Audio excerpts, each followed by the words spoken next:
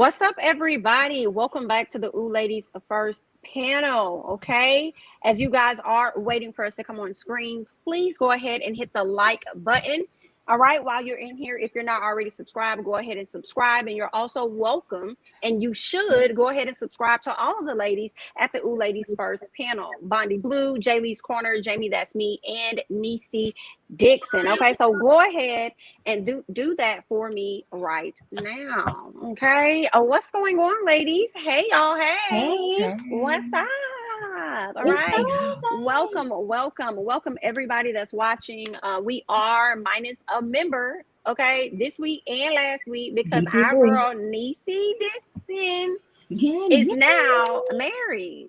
Okay, so we miss her, and we will see her on next week. But yeah, Miss Necey went and got married over the weekend, and Bondy actually attended the wedding. It was lovely. Nice. It was very lovely. It looked lovely. She was a vision. I love that dress. Was amazing.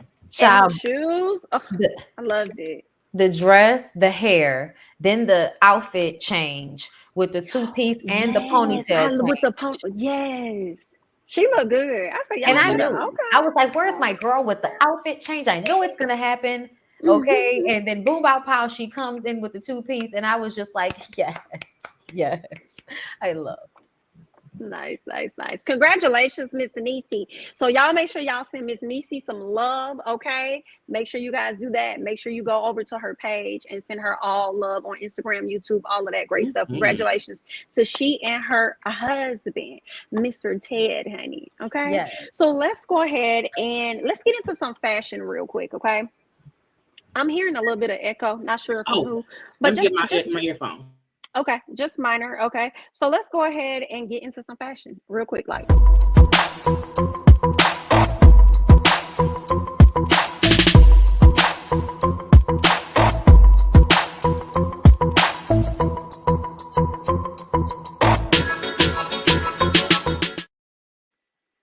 listen, y'all. Listen, Miss Rihanna came through. She got the cover of Vogue showing off this beautiful belly. Miss Girl served. I really love the red, the first one. It looks like lingerie. And it's like, girl, who knew you could be so sexy, girl? Okay.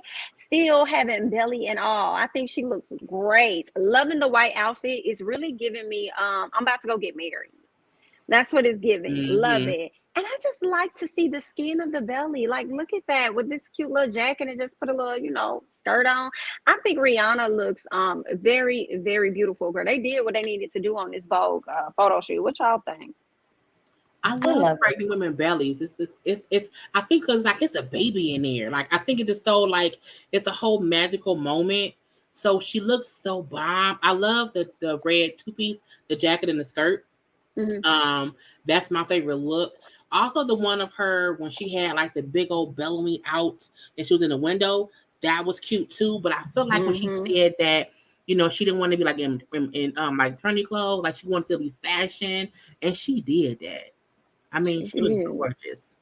I agree. For me, it's the one in the middle, and it's just because I love the silhouette of her hair and just the effortlessness of the beauty here. I also love how powerful she looks in the first one. It's like, I don't give a fuck what you think about pregnant women. This is what I'm doing, okay? And that's what it's giving, and that's what I'm here for. And then in the last one, it's just like I'm Rihanna, nigga. Like that's what it's giving. So and BIT still better have my money. Okay. Right. And how we all like the one different outfit the most. Because she like the first one, but I like the second one, I like the last one. That's funny. And I just I love her belly so much because it's all belly. So when she dropped that baby, y'all, she gonna be back to like back to Miss Rihanna. I'm like, girl, you ain't nothing but belly. You look beautiful. Absolutely beautiful. Okay. So I want to also get into another beautiful picture. And this is a family picture, okay, of Cardi B and Offset. They just dropped this cover photo for Essence not too long ago. I absolutely adore it. Looking at baby Culture giving her daddy a kiss on the cheek as Cardi revealed the face of her little boy, who happens to be named Wave Cephas. He is too cute. And I was looking at a baby picture. You say he has Culture's face? Yeah, he has Culture's face. I was He just looks like gonna say Culture. that. I was just They gonna say twins. that. They definitely look alike. I mean, he has some beautiful, beautiful children, and I love that. You know, it's a blended family on this cover. I love it. The second photo, Cardi served in this dress. All right, she looked did. great. Offset looks so good, but I'll be honest, I could barely see that he was holding little man. But you know, I see it. They all look good. Look at Culture. I mean, we just love some Culture, baby. Look at her. She's leaning on her brother. She's so cute. Why didn't that baby Wave set? Wait a minute. The middle name's who? It's Set. His name was Wave Set. Yeah, Wave Set. Wave Set Cyphers. It sounds good all together. Oh, I thought it was Cephas. It's Cyphus. Gotcha. Wait, I don't know the middle name. It could be Cephas. Child, if I'm looking at it, I can read it better, but I can't see nothing but the pictures. So I don't know. It could be Cephas or Cyphus. I don't know which one. But they do look great as a family. Yeah, because I seen it, I think, on either Essence or maybe Jasmine Brand, one of the two. But I mean, I like the name Wave, like Wave and Culture. I don't know the name of his other three kids. Probably but you know, names, like right. So it's like normal people. But I like that we finally see them as a whole family unit. And they probably have like, you know, personal photos all together. But to have this be like their coming out moment, we know the two kids plus his three, their family of, you know, whole bunch. You know what I'm saying? It's cute. Mm-hmm. And I think every fashion look gives. Like even his daughter, the oldest daughter, who was in the middle, giving model face as a child is amazing. Yes. How cute baby boy is, how serious the other little boy is, or whatever. Like I think everyone in this photo was giving a different vibe, but it's still like it's opulence because that the brown outfit and the black, like the gray dress, is my favorite look for Offset and for Cardi. Which one again? The one like the brown is him in the brown jacket and her in dark gray dress. I like, you know, that's for sure. Like I love that. Yeah, I'm obsessed with the gray one. Like I would wear that. And it looked like it come with a cape. Like it looked like that's a cape that she's holding that goes with it. And y'all know how much a bitch love a cape. I'ma just go ahead and tell y'all the first picture. This is the first one I saw. His oldest daughter eating it up.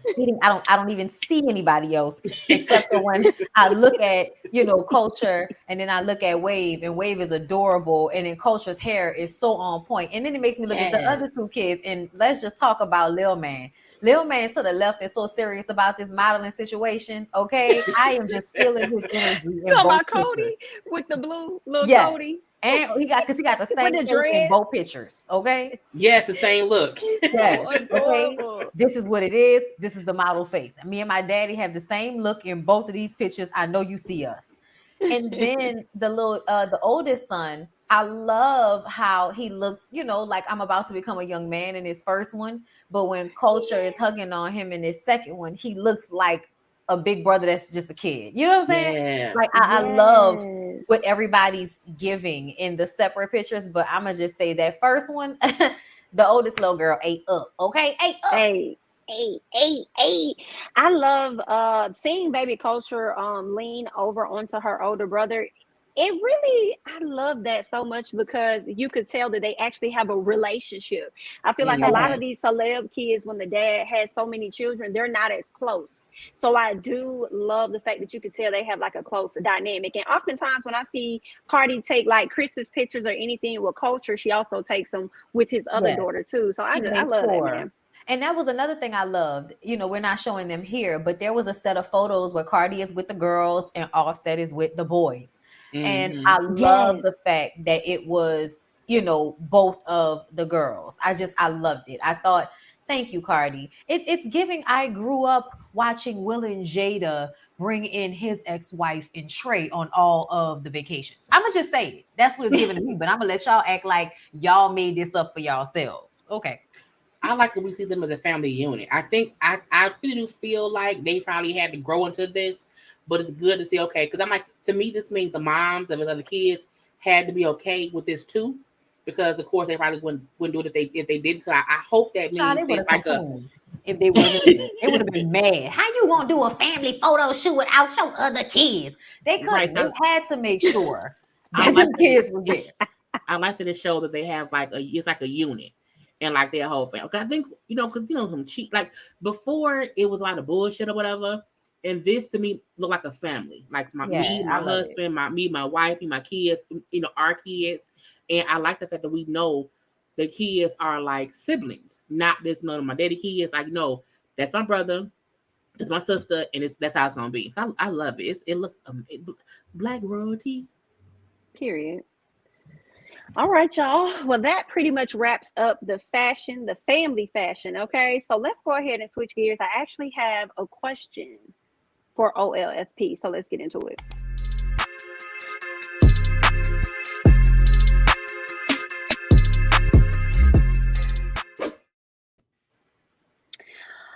All right, y'all. If y'all could see the way Bondy just threw her hands, she almost threw the chair.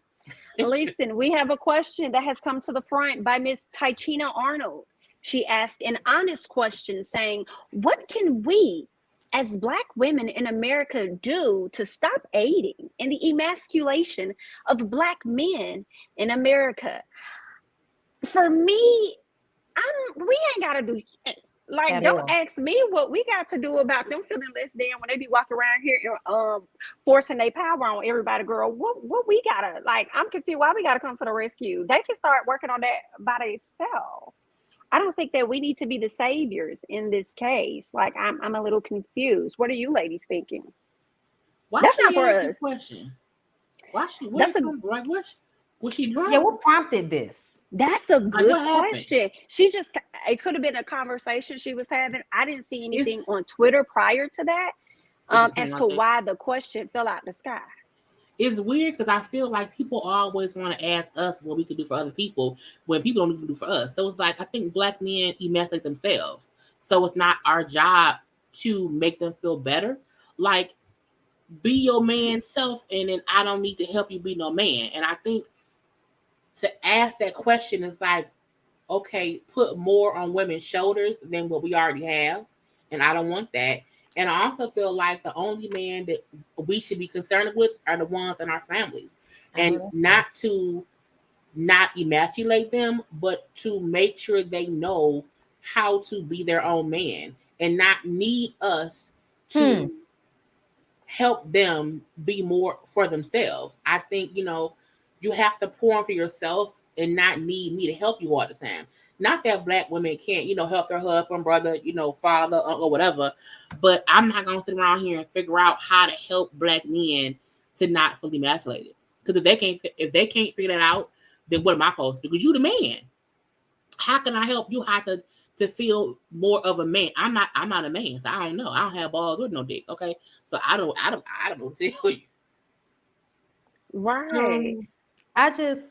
I'm looking at Tichina like, Pam, like, Pam, are you not watching like the reruns of the show that you are famous for being on? And this is no disrespect to Tichina, because Tichina is one of my favorite, like, celebrities as it pertains to talent and watching their career over the span of years. And everybody knows that, Pam can sing, Pam can act, Pam is funny, Pam still looks amazing. But when you open up your mouth to say something like this in the climate that we are currently in, not only does it read as extremely tone deaf, but it makes me wonder, what type of woman are you to be on a show like Martin, where you were constantly degraded and talked about your hair, really, they were colorist about it, and we all knew it.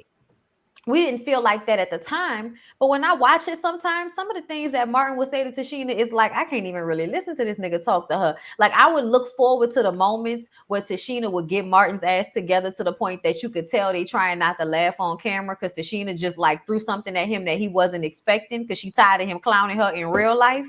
So I kind of feel like, what type of woman are you to go through what you went through on that show? Because they've all talked about how Martin treated them like shit. And he was walking around dressed up like a woman.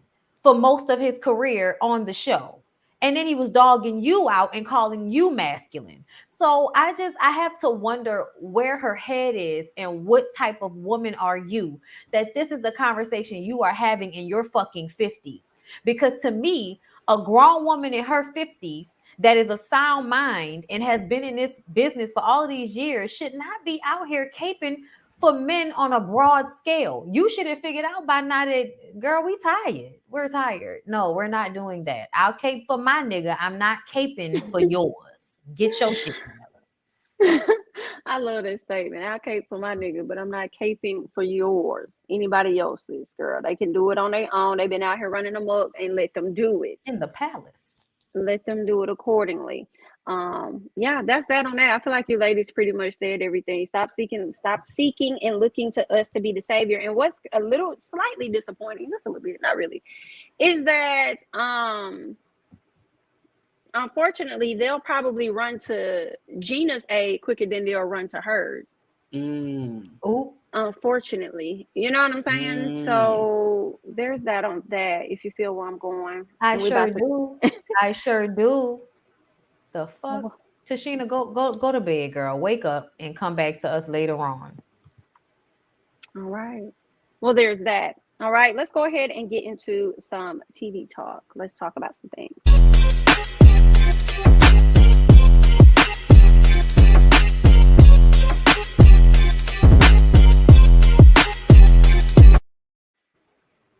All right, y'all. We about to go ahead and talk about Kandi and the gang. First up, a whole lot did not really happen on this past episode, but it was still cute. Okay, so Kandi, we're gonna get into Kandi. Kandi decided that she was gonna go over and tour Patrick's home. Now, while she was over there touring Patrick's home, she started noticing some things had changed. She didn't got him a little meditation area, and she just trying to figure out where did all this happen.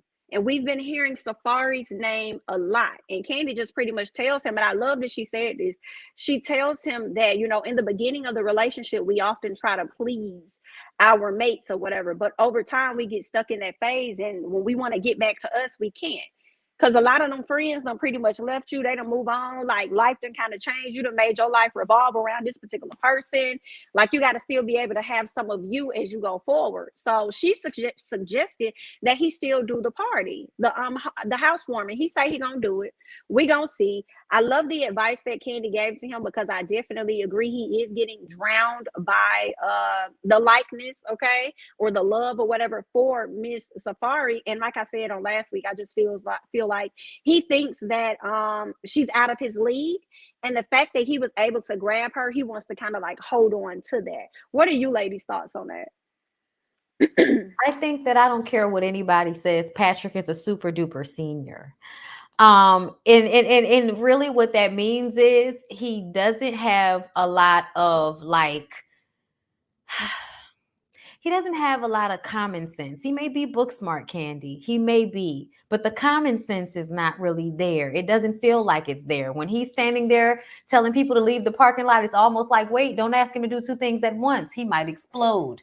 And the fact that Safari is messing with him is like, okay, so I'm wondering if it's the money or if it's usually the member that comes with a super duper senior. Usually men that, you know what I'm saying? Like, I really do feel like the only reason Patrick has money is because he's Kandi's little cousin. You know what I'm saying? Like, a nephew. I feel like that's the only reason why he has money like that. Even though you say he's so smart, I don't know if he would have obtained that. He would have been able to get that without you. And so essentially, if a woman was attracted to a man like Patrick, it would be because his dick is down to his knees. So I'm open to whichever possibility it may be, but Safari girl, what you doing? Like, what's going on over there? Let us know. I think Safari is as slow as he is. I think they're like, you know, Cole and old girl on Martin, how they both ain't, you know, up to speed. I think she's a bit delayed like him. Like, I'm like, she came in there with that damn body pillow that was flat. That wasn't from Home Good. That was her pillow at her house.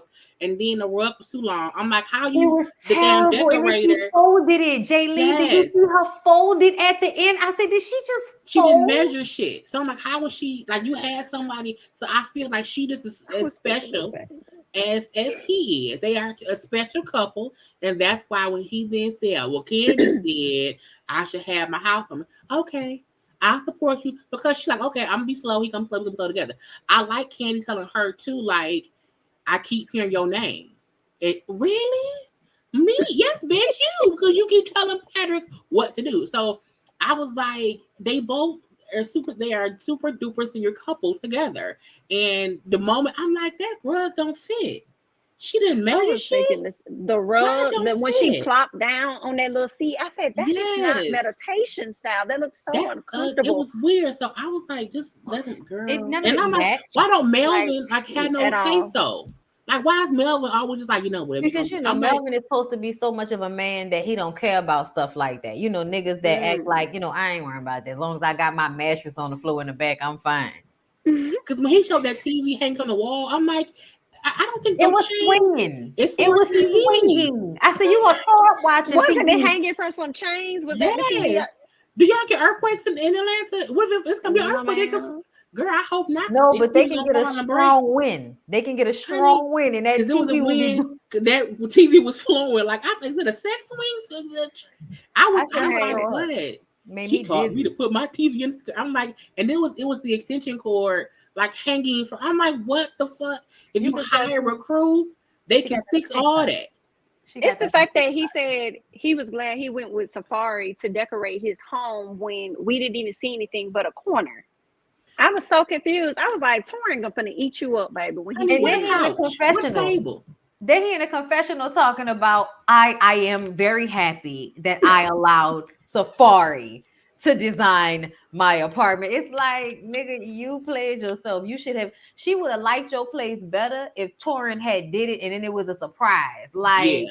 that's what I don't understand men like Patrick. And you know the thing that aggravates me? I feel like when Safari, cheat on him and break his heart, he gonna be like, fuck all women, even though like you're being a simp. But see, I think he gonna cheat on her. I think right now he like her because he just. I think she might cheat new. first. I was thinking the same, Bondy. I was like, Really? why I see her? She looked like she might be fucking somebody else right now. Well, they say he the slut though. I'm like, if he the slut, then I'm like, wouldn't he slut himself out a little bit more? Because now he's gonna be a little bit more famous from the show, and he get a better super senior. He may want a super duper senior. She's trying to mold him though. Yeah. I feel like whatever she's trying to mold him into ain't what she fully wants. I think she's gonna mold him so much that she's gonna be like, I ain't really into how he changed. He ain't himself. He ain't who I really met. And she gonna do. I'm gonna tell you what not leave him, but like dip out and go like smash somebody else. I'm about to break it down. Safari looked like, and we could be wrong, but Safari looks like the type of woman that wants to control a man until she then turns around and is like, I'm turned off by the fact that you're doing everything I say. And now I want to go fuck somebody that's going to give me a headache because I need to feel like I'm with a man. Because then they're going to equate his maleness and him being a man to the fact that he a punk when it come to you. And that was cool when you was getting him to do what you want to do. But as the relationship goes on, you're going to start finding that unattractive on top of the fact that you got to, hey, Puffy, you're right here. You got to hit him with that a few times a day. So I think she would Patrick is Candy's nephew. And she wants to be on TV. And Candy... And she wants her business on it. So I think that's, but I don't think she wants to. I think she likes being the alpha, and that I think she likes that. I don't think she wants someone who will like be overbearing towards her. I think she wants to have someone who's gonna do what she want to do, but fuck her real good. Because it's like even how she was okay with him saying I'm gonna have a party, okay, but we see on the next episode how. But I don't want Chandrika there. So I think she's like gonna allow him to do little shit, but then still run him on back in because the only reason he having that party is because Candy came in there and said my nephew won't have a party, and I feel like he should be able to have his party. That's the only reason that party is happening because Candy walked in there and said, "Bitch, I know you ain't in there playing. I know you ain't in there playing with my nephew like that. Do I have to come in here? Like, do I have to come over here? Like when she showed up with Mama Joyce, Candy's so funny to me because it was like I just wanted to come and see what was going on because it's Safari it is and Safari that. But really, it's like the girl, the girl. But she like the mama. She like his mama, so I'm Yes. a come to you like his mama would, but it's gonna be I don't know what happened. Yeah. We're gonna go there. But again, you know, she's a mother figure to him, so I think it makes sense too for her to like, okay, he said this, and I told him that, and this is why. And I'm She happy ain't have for to her, lie to like, you know, attitude. Who's fired? Yeah, Like, I talking don't know, about like, something. I thought he was yeah. gonna invite people that didn't like me. Candy said, "Well, girl, who don't like you?" Chandrilla, and I'm like, "Girl, that's Oh, one girl, that one person, about not you. people." I don't think she don't, but I don't think I Chandrilla don't even don't think like Chandrilla her. care about you. I think she don't like Patrick pussy ass. I think when she's looking over there, she like, look at this stupid ass nigga trying to rub this girl in my face like I give a fuck. You Like know you what I'm really saying? lame. I think Patrick Yes. still Like, I like can't Like her. believe if I Candy fuck. won your cousin, like that's all you got Yes. going. And you know, you be sitting out there looking at the nigga like, I can't believe I fucked him. Like that's what Sean You know, that's was probably giving legit what she was thinking. at the hostess Mhm. station. Like And you it's brought her in here to aggravating. eat cornbread, nigga. She a vegan. She don't eat nothing they serve here. Bitch, they But put why milk sit? in the cornbread. But Did why sit somebody right tell her? here? Did Why sit somebody right tell her here? that they put milk in the Facts. They cornbread? could have went downstairs. All this space, you want to eat cornbread in my face? Get up. They No. stay going out back outside the restaurant. They could have went downstairs and out the back. And ate. Anything. Talking about I'm vegan, I'm a vegetarian, bitch. They got whole milk in that motherfucking cornbread. If I know anything about some cornbread made by some black people, that's some fucking whole milk, bitch. Not 2%, not oat milk, not almond milk. It is 100% whole milk in the damn cornbread. So I don't know what you came here to eat. She feels confident in the fact that now she can control him so he won't cheat. But Patrick, one of them niggas that would eventually rebel like most men because they can only be good but for so long. But Ken, they said that. Ken them said you're gonna be listening to her for so long, you're gonna lose yourself. You're gonna then be like, what the fuck happened to me? You're gonna go out and fuck everybody. So I do see that happening. We'll see what happens first. Because she could get tired of him before he gets there. If she didn't put that pussy on him, that's a possibility now. Are they together now? Do they have social Are they media engaged together? now? I haven't heard I hope that. not. I'm about to go. I was just about to say, I hope not. I could not remember if don't they know. were or not. Ultimatum is going on. Who in the comments know? Who watching? Is they engaged? Let somebody know. Is his name Pat? I could never find anybody on social forgot media. his name on here. I forgot. On IG. I can't I'm find sorry. Patrick. I'm about to stick this coffee up through my nose. Nigga said they could have eaten Patrick's parking lot. Not Patrick's parking lot. They could have went to his apartment. He's right around the corner. It sounds like a Nickelodeon show. They really could have took it back and went to the apartment. That is true. Girl, embarrassing. All right, let's talk about Brandon, because Brandon and Dom actually ended up getting caught on the cameras being lovey-dovey. All right, they got caught on the cameras, and when he was confronted, it was like he was trying to ship Dawn up and out. And I said, not you trying to ship this girl out, talking about something. She could go to another restaurant. I love that Dawn wants to say, no, she can't. I can't do that for her, but we might be able to do something with you. So what's next? He don't want to leave the restaurant. He told me something, maybe we could just not kiss or show that type of affection or anything. I will say, I don't think it's going to affect their whole organization. I really don't. Honestly, y'all employees been smashing each other, and that ain't got nothing to do with how y'all manage it. Y'all just not good at managing. Don't try and put that off on the employees. Maybe they can send him to blame though. Brandon? If they didn't move Patrick, if they didn't move Patrick when he was fucking with Chandrika, why move Brandon when he's messing with Dom Unique? That's a good question. The same thing. Great. Because Patrick is the manager of the parking lot. She was the hostess, so he tell folks where to park. She tell folks where to sit. So technically, that's not the same thing though, because Patrick doesn't work for Candy. He owns the parking lot that's in conjunction with the restaurant. But I see what you mean. But I think she will find any way to not have to make him live up to that rule that's for everybody else. So him not really being her employee is probably the best way to make sure that Patrick doesn't have to do the things that everybody else has to do. But I also feel like because no one felt like Dom Unique was getting any special treatment, and they didn't even know it was messing around. So I feel like unless you thought, damn, she get away with murder, and that's the reason, like, well, damn, it's a thing. But I'm like, the fact that two grown adults like each other, to me, isn't a big issue. And even how Todd now brought up how, me and you can't, I was the producer, or I was whatever, and we things. So I'm like, even that I feel like is different, because you can't do nothing to get Candy fired from Bravo, Todd. But Brandon can do something to get Dom fucked up But he at can Candy's produce. restaurant But as he as can a produce an manager. episode. He could produce an episode that makes her look good or bad, or makes somebody else look good or bad because he He helped don't produce have the show. autonomy. He didn't have I autonomy feel like like it's that. probably about the same because I mean you still Yeah, work together it's still regardless. I people feel working like it's together. about the same. Yeah, I think it's about the But same. people date. You know, I think the rule usually is if you are dating someone, you have to let HR know, so that way there's no funny business going on because HR is aware of the situation. I think them sticking around maybe why they're saying this issue because he was caught kissing in the little room. I think they should not have done that. I think that is a bad move on his part because you should never be kissing your girlfriend who works for you while on the clock in the room. You know what I'm saying? So I think that was stupid of them. And even when she at the end when he went and talked to her and she was like, "What they find out?" I'm like, "What else did y'all do in that restaurant And that they you're were, wondering what they saw?"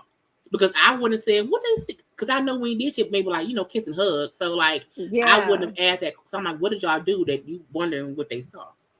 I also don't think Dom gets special treatment from Brandon, and they could try to relate the two all they want. I think she just gets special treatment because of Candy. Yeah. She already performed with Candy, and Candy put her up on other opportunities. So that's just how y'all got her schedule set up. So she gonna do what she want to do anyway, because that's just how Chandrilla is. Okay, not just how Dom is, but that's how Chandrilla is. Chandrilla do what the hell she want to do. So then everybody else follow suit. Okay, what's Mm-hmm. good for her must be good for everybody. But Rashad, real quick, Chandrilla talked to Rashad about whatever Candy them told her, and she trying to find out who leaked whatever. Do you feel like Rashad was wrong for going to tell Nah. Don Juan? I didn't, and I thought it was quite comical. I feel like he was all good. He should have snitched a little bit on her. What you think? I didn't think it was an issue because I feel like you came to me on the job and questioned me about something I ain't nothing to do with, and I'm not even from this restaurant. That I must then go to the manager dude and say, "Hey, I don't know what's going on, but this was she doing or whatever, seems a little suspect." And I think because not only that, she was accusing other people of doing it because she said to him, "How I asked so and so and so and so and so and so." It's like you out here interrogating people. So I do think it was him just wondering why the fuck is she questioning everybody about something and question me too when I ain't say shit. And the crazy part is, I like how Don Juan went right to her. Like, okay, what you doing? What was we said this and that. You know what I'm saying? And I think how she was questioning folks, to me, she knew she said the shit, and that may be why he said, "Let me bring it up," because she guilty, but she's trying to put it on the folks because we know what she said. So let me go to Right. Don Juan. Hold on 1 second before you go, Bondy. Thank you so much, Black Royalty 88, for the super chat. He says, I found one site that said Patrick and Safari been engaged since November 2018. Not sure if it's credible. Sorry to interrupt, but I wanted to know too. Thank you. Thank you for letting me know. Thank you so much for the super chat. I appreciate that. Because I That thought was I a heard recent it split though. too. But for this, that was wait, that was 4 years ago. Oh, wow. Yeah. So then they made it seem Because they like make they it were newly dating. like newly dating. So I don't know if that's true. Okay. Sorry. Because Go he had ahead, to mess Bondy. with John Dricker first before. He got with Safari. Mm-hmm. Gotcha. So honestly, I feel like Brandon should have got fired for the Dominique situation. And what was the other thing that we was talking about? Rashad snitching Rashard, to thank you. Don Juan. I didn't care about that either. Because at the end of the day, I'm gonna tell y'all what Lyric said. Chandrika reminds me of Charmaine from Black Ink Crew Chicago. Maybe not as lame, but on the spectrum of lameness. And her going to everybody to question them all to find out that it was something that she said, I almost felt like that was her trying to do reality show shit. Like, let me just do something stupid while I'm on the show so that I can get camera time. If I'm going around trying to find out what happened, I know they're going to turn this into a little storyline for the episode. So it felt produced to me. That's what it felt like.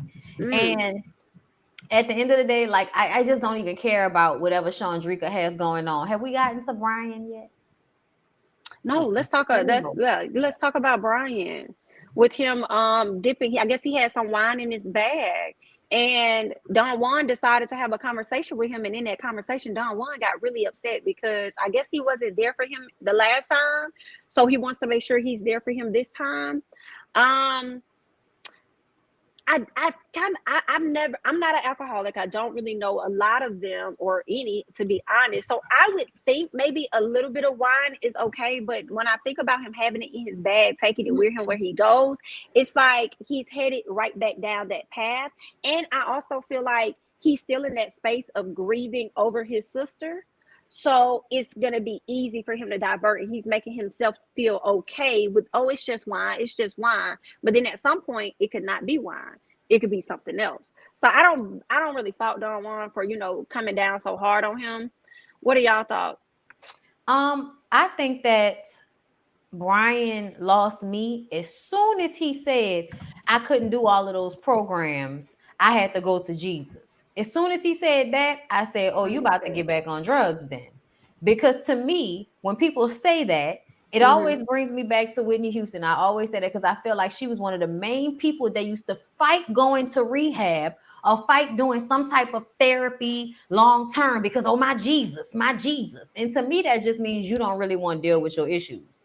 You just want to go on the way you're going. And you know that if you actually go and get help, then you might actually change your life. And right now you're enjoying the pitfalls of getting fucked up every day.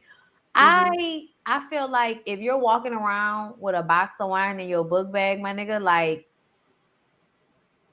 with a history of being an addict, abusive, to that. Like, no, Brian. And I hope you get it together. I really, really do. Because I think you have, like, he is great. They tell me the Soul Rose is good. He's so funny. He's sweet. If he does, when he doesn't have the toupee on, he looks really cute, But I'm gonna pray for him because when anybody tells me that they're gonna forego actual scientific, research help with drug addiction to rely on prayer, I'm like, all right, then you still on drugs.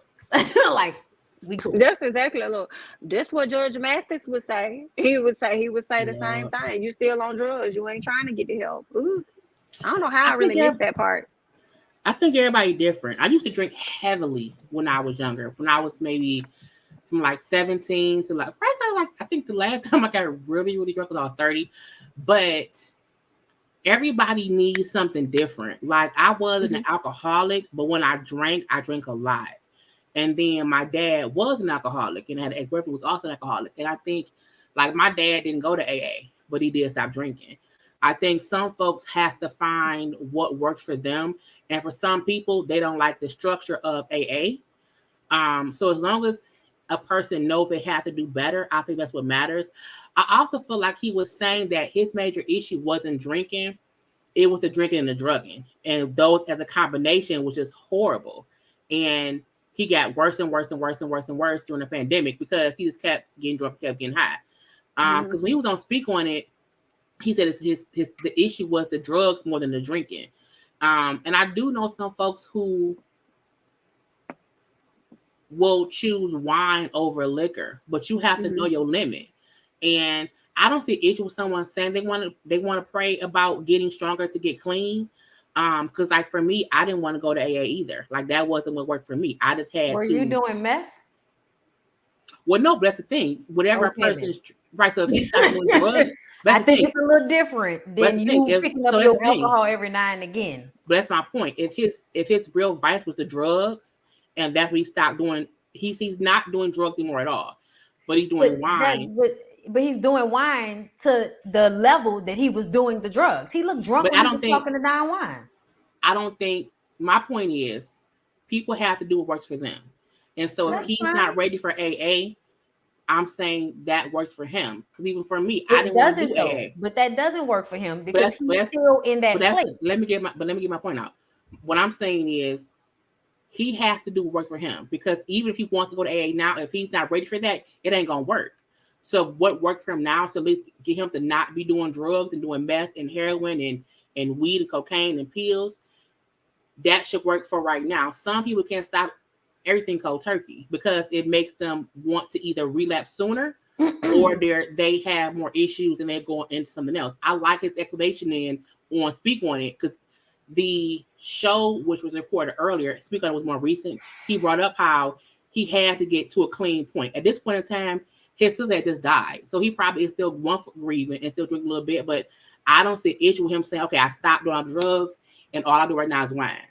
And I like how Don Juan checked in on him to see where he is in his sobriety. Because again, he's not lying about drinking. He's been honest now. Before he was lying about it. So it's like everyone's sobriety has different steps on it. You know what I'm saying? So that's the difference between an alcoholic still consistently drinking and a drug addict who will drinking too, knowing I have to first at least get all the drugs out of my system and I can just have the wine for right now. I hope he stay clean. But it is everybody's different. I just feel like everybody can be different all fucking day. But if you're not clean, you're not clean. Like, and he's not clean. And to me, you can tell he's not clean by the response when Don Juan came to check on him. You could tell he felt guilty about the fact that he knows he's probably not where he needs to be. Because if he was, he wouldn't have wine in his book bag. Like, we're not talking about somebody that's having a drink every now and again. We're talking about somebody that has a box of wine in their book bag. That's different. And I do understand what you mean. If your issue is like crack and you go down to beer, I know a lot of people live their life like that. But I also know more so that people trade one vice for another because one is scarier right now. Like your sister just died, you don't want to die, so you're going to start drinking. But that doesn't mean that you're not still basically being an addict, because you are. That's all I'm saying. And you could pray all day, but prayer without work is null and void. Well, let's just move on to the null and void. Okay, that is a wrap on Kandi and the Gang. Let's go ahead and talk about Ready to Love. I didn't get a chance to do the song. Well, let's get back. Y'all Let's do the Candy song. shouted me out? Huh? Y'all saw Candy posted me on I Instagram? did. I did see that. I think that's the one with you and DJ Richie Sky and she posted me by myself first, and then DJ Richie Sky did the remix to me, and then Chris did the remix to DJ Richie Sky. It was just fun. It was fun that day, and the only reason that I even posted mine was because Kandi had posted Roxanne, and somebody took a clip of my shit and sent it to me on Twitter. I was like, well, since we posted us doing the song, don't you want to go? And now it's stuck in my head, and I can't stop singing it as I walk around the house. It's a catchy tune, though. It's so catchy. It will get in your head. Wanna go. That's what's up. Shout out to Kandi. Shout out to Kandi. All right, y'all. Ready to Love, null and void. Tory is sent home. Are we surprised? Finally. Absolutely not. I was so glad that he left.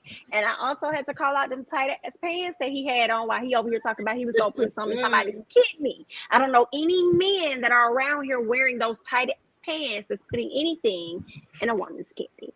Okay? So I was so amazed to see him scoop his ass out the door. How did you ladies feel about that? I should have been gone. He didn't have no connections left. So it was like he should have left 2 episodes ago. Can I be fucked up right quick? Please. I think there was a weight lifted off of his eye. I'm gonna just say it like that. What? That the weight was lifted off the eye. Because when I looked at him, he was smiling and everything looked leveled. It was great. I was happy to see him go because he, it was pep in his step and the eyes were blinking and they were all on one accord. And I was just like, yes. Oh, wow. Well, damn. Well, I'm sure there was definitely a weight that was lifted. My God. I'm sorry. Excuse me. What happened? Leslie Santiago. I clicked on the wrong one. Yeah, Bondy, I get where you're saying, but can you stop smoking and hiding yourself? I love you and respect you because 99.9% I agree with you. So let me ask you a question. What the fuck that got to do with what we talking about? I'm trying to understand what you're trying to say. Something you were trying to say something with that. Let me know what you meant when you said, "Can you stop smoking and hiding yourself?" Excuse me. Who the fuck are you talking to? You're not talking to me. Please correct yourself because you're not talking to me. Okay, I'm sorry. Let's just go back to regular love. All right. Oh, wow. Well, back to it. Let's get into Sabrina and Demetrius. All right. So it was bothering me seeing her beg for his attention, telling him, "Oh, I want us to start focusing on each other because we've been spending so much time focusing on other people." But then when you get the opportunity to kiss all up on his ear, kiss or rub up all up on him, then you kind of like rejecting at the same time. I don't know about y'all, but something about Sabrina kind of made me just question her this episode. Because I feel like she's gotten into it with a lot of the guys. Like Laverne snapped on her about some stuff that he heard she said. She done got into it with Tori. Now she done came for Donovan. I feel like I need to keep my eye on Miss Sabrina. As much as she said Donovan wasn't ready for a relationship, I don't know if she is either. Because everything that you want Demetrius to give you, it seems like Donovan is willing to give you that. Yet you rather chase behind this man that's not really giving you much affection like you would want. So it was just a bit off for me. How did you guys feel about that? Have we seen them go on a date? I can't remember if we've even seen Demetrius and Sabrina on a group date. One. And that's the weird part for me. It's like when she said that she didn't want to like kiss on him because she still like Donovan. I'm like, but you didn't have any issue kissing on him when you still like Tori in the beginning, which was the whole reason Tori got mad. So it was weird. Like her energy never matches her actions. Like you've already done that to somebody else. You kiss somebody in front of someone you already like, and it's kind of crazy that you want to now be like, oh, I don't want to kiss on him. And also, when when Demetrius said how he's different outside this process, I'm like, we haven't seen you do shit this whole season. I still don't get why anyone likes him. I haven't seen him have any like lusty, flirty, even vibe. He a bald man with a beard who be round there and then with a sim, and that's it. But he don't do shit. I don't get why Sabrina is even wanting to date him at all, because like he doesn't give attention at all. I have a question. What did Donovan say about Sabrina? Girl, let me try and remember. I don't think what did Donovan say? Because I mean, is this something outside of the show? I'm talking about when they had the round table. Yeah. When they had the round table, I think she called him out first. That's what I'm saying. To see if I can pull out my notes. Because unless I'm saying something differently, I recall that they specifically asked her what the negatives were with Demetrius and Donovan. And she said, with Donovan, I'm just not sure if he's ready because he got divorced recently. And with Demetrius, I don't know if we would mesh in the long run because my default isn't to be submissive. And his friend expressed that he wanted a submissive woman. So I was just like, how did Sabrina become the problem in this situation when all she did was kind of say what she felt like may not work, which is what she was asked? True. I guess he was upset, number one. The same reason Tori was upset, because she was focused more so on Demetrius. And he also said that he didn't like when she said to him that he would be the person, that the next guy to go home or something like that. Which I do think that he was putting 20 on 10 with what she said. But I think that was the other stuff that he said. I'm trying to see if it was anything else. But go ahead. I don't know. I felt like Donovan came off like a child in that moment to me. Oh, I'm getting a little bit, like it wasn't even anything really bad like that. You know what I'm saying? So I just kind of felt like in that moment, it seemed like he was just being retaliatory because you didn't have an issue with her until she said that she had an issue with your time frame. And as it pertains to her picking Demetrius over Donovan, I was just kind of like, well, she had been dating Demetrius for longer. Like they had just been in the process together longer. And let's not forget, when Donovan was talking about her spending time with Demetrius, he was sliding into Carmen's bed. So I was just kind of like, what? Like that. Y'all saw that, right? That wasn't just me. I'm not tripping. That he slid into one of them bunk beds with her. Oh yeah, with Carmen he did. Yeah. So that's why I didn't understand that. I was cringing. Like, why? Why her? That's why I was like, I don't understand. How did Sabrina all of a sudden become like the bad guy just for vocalizing that she could see where things could go wrong with both of those men who have issues. Like, I don't know. And I feel like Demetrius is on bullshit. I think Demetrius is one of those men that he feels like if he's not getting what he wants out of you, which is the submission shit, he's gonna withhold affection. And I think that's what he does with Sabrina. Because there have been times where he said, "Oh, I'm gonna go full throttle." You know, remember they talked at the pool and he was like, I'm gonna, The do lies. yeah.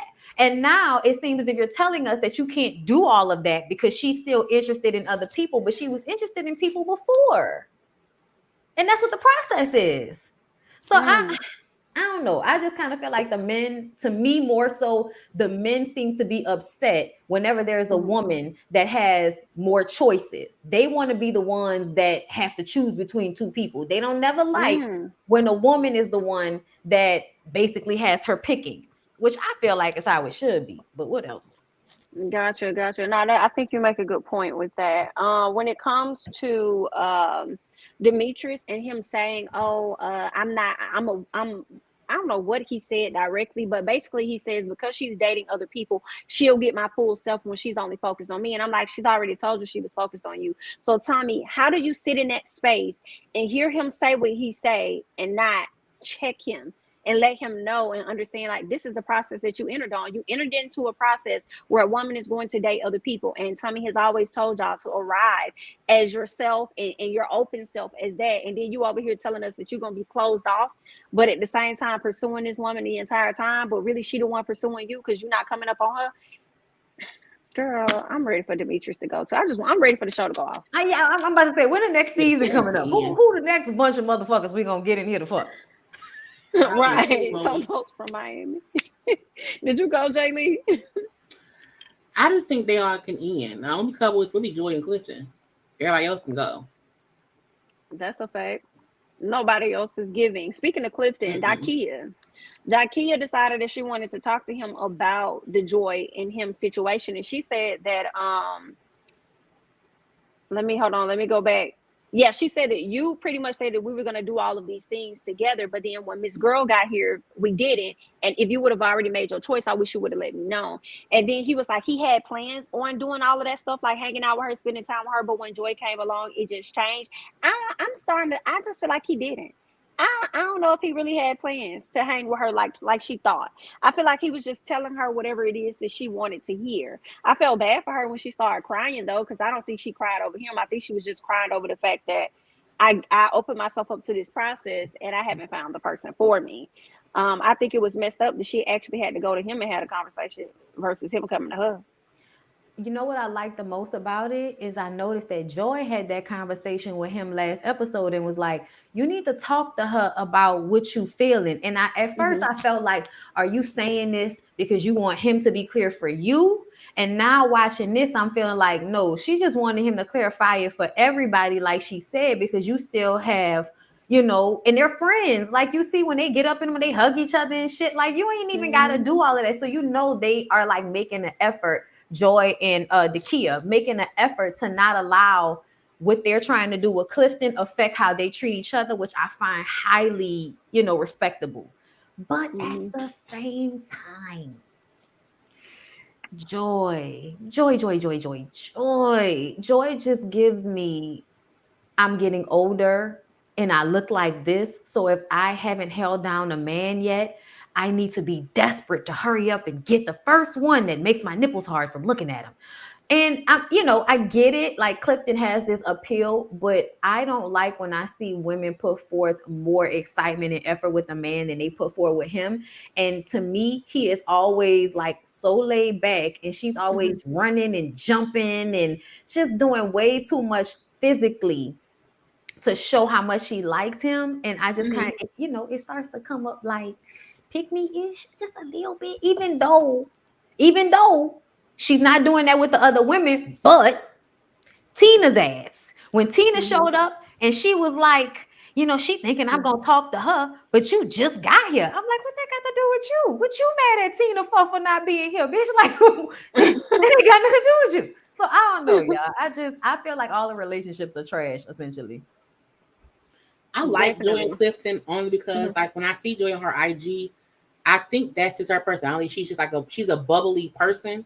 I think Clifton is a very laid back dude. I think that's why they click, because they're not having to compete with each other's, auras or whatever.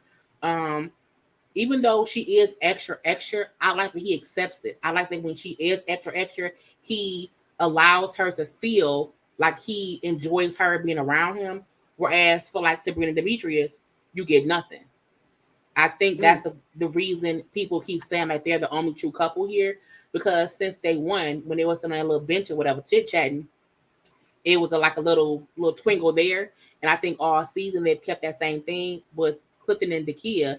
I think the fact that we don't see him be that affectionate and open with her is because he don't really feel it with her. Like he like her, whatever, and she cool, and he don't want to hurt her feelings. But yeah, I think he doesn't.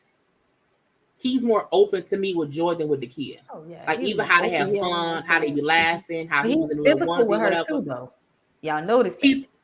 He did that because he wanted that boyfriend to be jealous, and that was him being an asshole. But like on general, usually when you see him and Nakia versus him and Joy always Joy seems that bubbly when she's with the other dudes too. Like that's just who she is. She's not gonna run and jump on them, but she gonna still be like, oh ha ha ha ha or whatever. And that's how her IG is too. So it's weird that Nakia didn't, I guess, pay attention to the red flags of Joy and Clifton being closer, so that when they got to the cabin, she could have kind of felt like, you know what, I see their connect, because she kept saying, I see y'all connect. You saw it. So I felt like she should not have been surprised that he spent less time with her that weekend, just based on seeing them beforehand, not in the same house together. So why wouldn't they spend more time? But Clifton should have for sure talked to Kia before they sat down. Like he should have said, you know what, after day one, let me chit chat with you. Because I think after day one we knew they was in the same bed sleep together. So it's like, whatever. But the kid deserves happiness. It's like someone said, it's just not with some how Clifton said, like she deserves love and be happy. It's just not from me. I feel what you're saying, but honestly, I still feel like it's something about, like, you can be bubbly. I'm bubbly. Like, we can be bubbly, bitch. But you don't know him like that. And I honestly do feel like he in some way communicated something to Nakia that made her feel like she had more of his attention than he really did. And she didn't get a chance to really see it until they were in that close setting and were sleeping overnight. I think he was able to show her something different when they weren't getting in the bed together at the end of the night, him and Joy. You know what I'm saying? So I just think that that's why they do that group trip, because it's almost like it forces you to have to pick a side. Because once you get there, you're going to naturally, just spend more time with whoever you like more. And then the other person is going to be able to figure out that this ain't really it. But I don't trust Clifton. And that's the reason why I feel like I wanted Joy to be more reserved with him at this, during listen, if they got engaged, if they were married and she was jumping all over that man, I wouldn't have shit to say. But because they're in this process, I felt like she was just showing too much of how much she liked him. And I wanted her to pull that back just a little bit until he showed more of, a solid, like, this is what I'm really trying to do. Because, they be talking all of that shit. And then you get to the end of the show and they really just wanted to choose you out of everybody else. But that doesn't mean that they want to exclusively date you and no one else after the show is over. They just didn't want to date anybody else on the show. So that's why I'm like, I don't know. I got my eyes on Clifton. Gotcha. Real quick. Not they deserve each other because neither one of them can dress. I am done. Like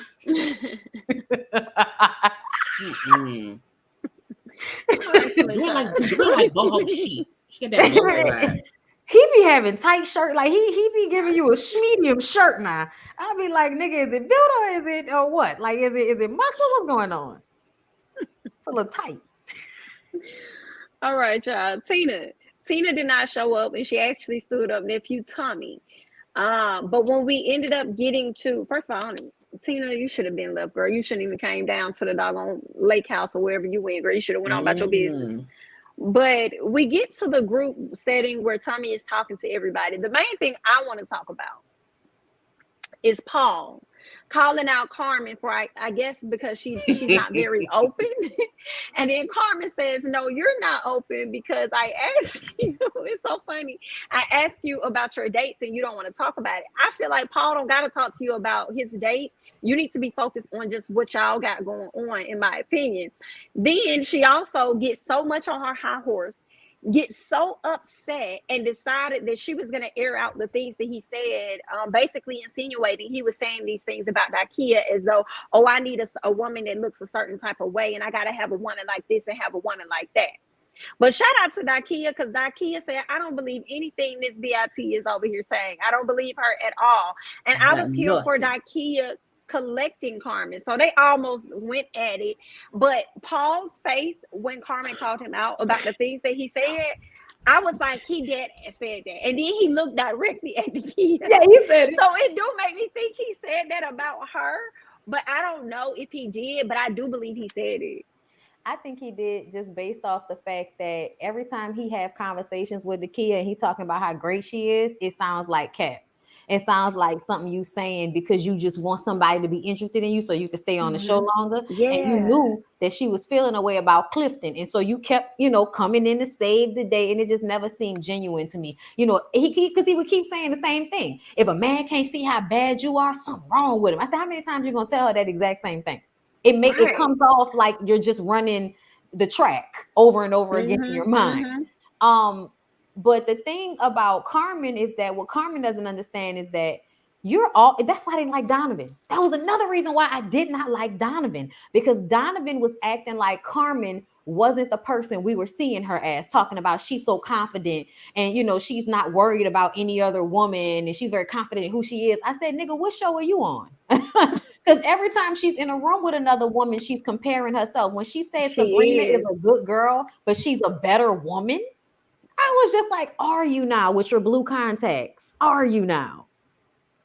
Miss Girl was putting out. Something was going on because it wasn't adding up. It felt like you fucking them, ain't you?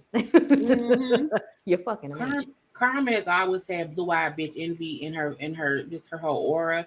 And while I do feel like what? Paul blue-eyed bitch envy in her aura, I feel like Paul said enough to insinuate shit, and I think Carmen ran with it. I don't think Paul ever said the kid's name as far as her body ain't my. I don't think he would say the kid body ain't what I like to Carmen.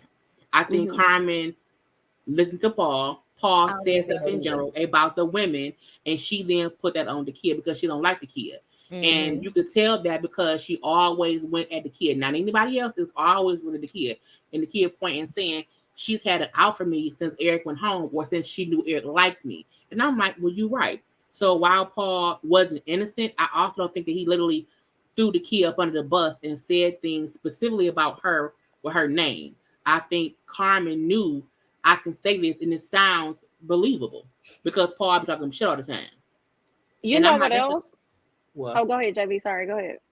No, it says Carmen, even the guys saying how she's a good. Donovan on his live said Carmen is like the guys' friends, like she's close to the guys. And I'm like, y'all knew her for what she said to y'all in person, but in her confessional, she was a mean, rude bitch. She was condescending. She was just a bitch. And I hope watching the season back, they see she two-faced. And she will act one way to your face and be different behind your back. So I do wonder how at the reunion, how they will look at her based on her confessional conversation. Because what she said in person wasn't that bad. She would say stuff when other folks wasn't around. Like calling Sabrina a good girl, but I'm a grown woman. I'm like, bitch, no, y'all both lost. You and Sabrina. So to me, the only person who was innocent was the kid. Because she said, class is always in style. Natural versus paid for. And I think she read her down without having to be mean, catty, and rude. She said, you come for me, I'm going to come right back at you. And Carmen looked a fool because you came at the kid about Paul, who you don't want, while Donovan sitting up there looking like, well, how the fuck did the girl who supposedly like me want to fight with the kid about a man who she don't even want? So I'm like, you made yourself look dumb. You fussing with a kid over a man you don't even want. Oh, And you know what? It made me think when she's, as y'all are talking and I'm reflecting back on the scene, guys say things just like women say stuff to stroke a man's ego. Guys say things to stroke a woman's ego. So now Just to it get makes what me he want to wonder get. if Paul was just saying that, especially seeing the type of woman that Carmen is. She's a woman that loves to be in competition with other women. So just He probably saying. said that to strike her ego, just to be And saying because that. I think he was trying to get back in her good graces. Remember when she was trying to talk to him and he was just trying to eat his food, so he was egging her, Yeah. and so she moved Mm-hmm. on to putting all the pressure on Donovan. And I think that he realized that she was his only real connection, so he was like, "Oh shit, I fucked up. Let me big her head up and compare her to the woman that I know that she's secretly jealous of." And y'all asking what the issue is? I'm gonna tell you what the issue is.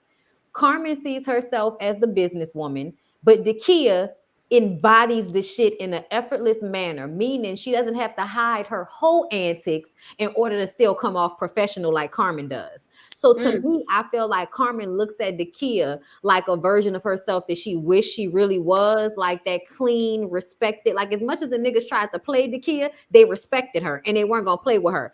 And I feel like a lot of times women like Carmen, y'all are essentially pick me, so y'all do things that y'all may not really want to do just so a man will like you, and then you end up feeling played and getting your feelings hurt. And then you have women like the Kia that won't even give you niggas the satisfaction, like, no, if I ain't fucking with you, I ain't fucking with you. So I personally feel like she just always saw the Kia as her professional woman competition.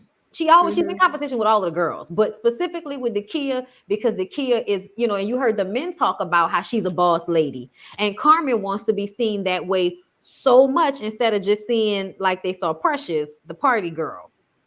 Oh, and let's Mm. not forget, Carmen has a job that Donovan can use to his advantage, correct? Because that's what I What heard. Donovan do? What I does he heard do? Donovan is is it Donovan that does something in entertainment? Real estate? He does real estate, I believe. And Carmen does something, she's Sports agent or sports something like agent. that. So you got your old That's man, a an real agent. estate agent, you a sports agent that gives him rich male, rich athlete clientele. So, he could have been thinking about it from the standpoint of it's better for me to roll with Carmen in the long run because a relationship with her can get me good business. The Kia, I'm sorry, Sabrina, on the other hand, what I'm gonna get out of that relationship besides a woman that's emotionally intelligent enough to read me the fuck down. Well, So, there's that on that. Anything else on Ready to Love before we move on? Mm-mm. All right. Well, let's talk about Put a Ring on It, child. Lord help us all.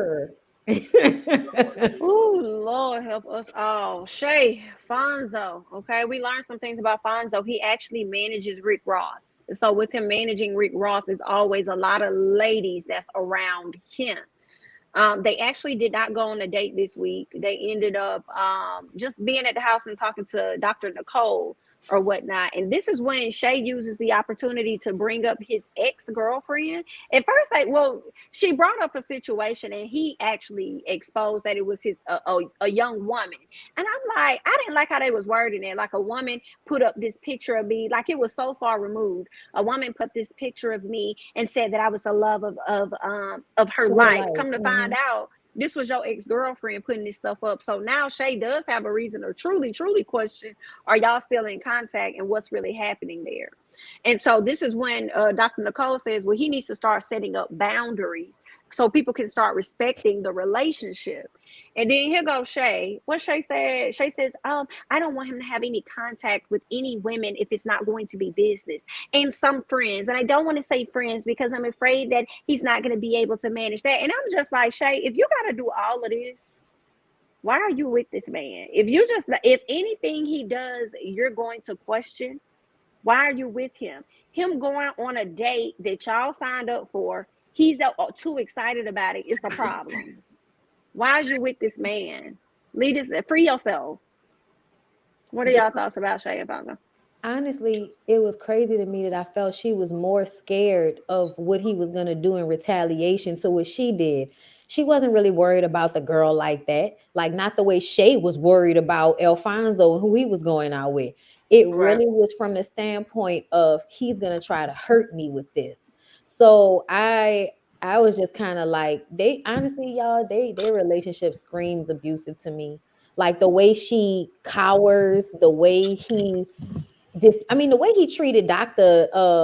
Nicole, I was just kind of like, get him off the Fonzo? show. Huh? Fonzo? No, I'm sorry. We were talking about Shay or Charlena? We was talking about Shay and Fonzo. Oh shit. I thought you said Charlena. Shay and Fonzo. They didn't do something with these names. Shay and Alfonso. Oh yeah, I'm sorry. Okay, so Shay, girl, girl, you made me mad because I felt like, bitch, how you gonna sit up here and tell the doctor that you know the issue ain't the women, it's him. But every time you encounter the women, you trying to fight them. You not trying to get him together. You not coming at him. You coming at the women, and that made me mad. And then we see next episode she gonna meet the right one, and I can't wait. Me neither. Ooh, I can't wait either. What you think, Jami? Sunflower seeds. I like sunflower seeds. Shay messy. No, I was looking at the spoon. I was like, with a spoon in it? I was wondering what kind. I was like, which one?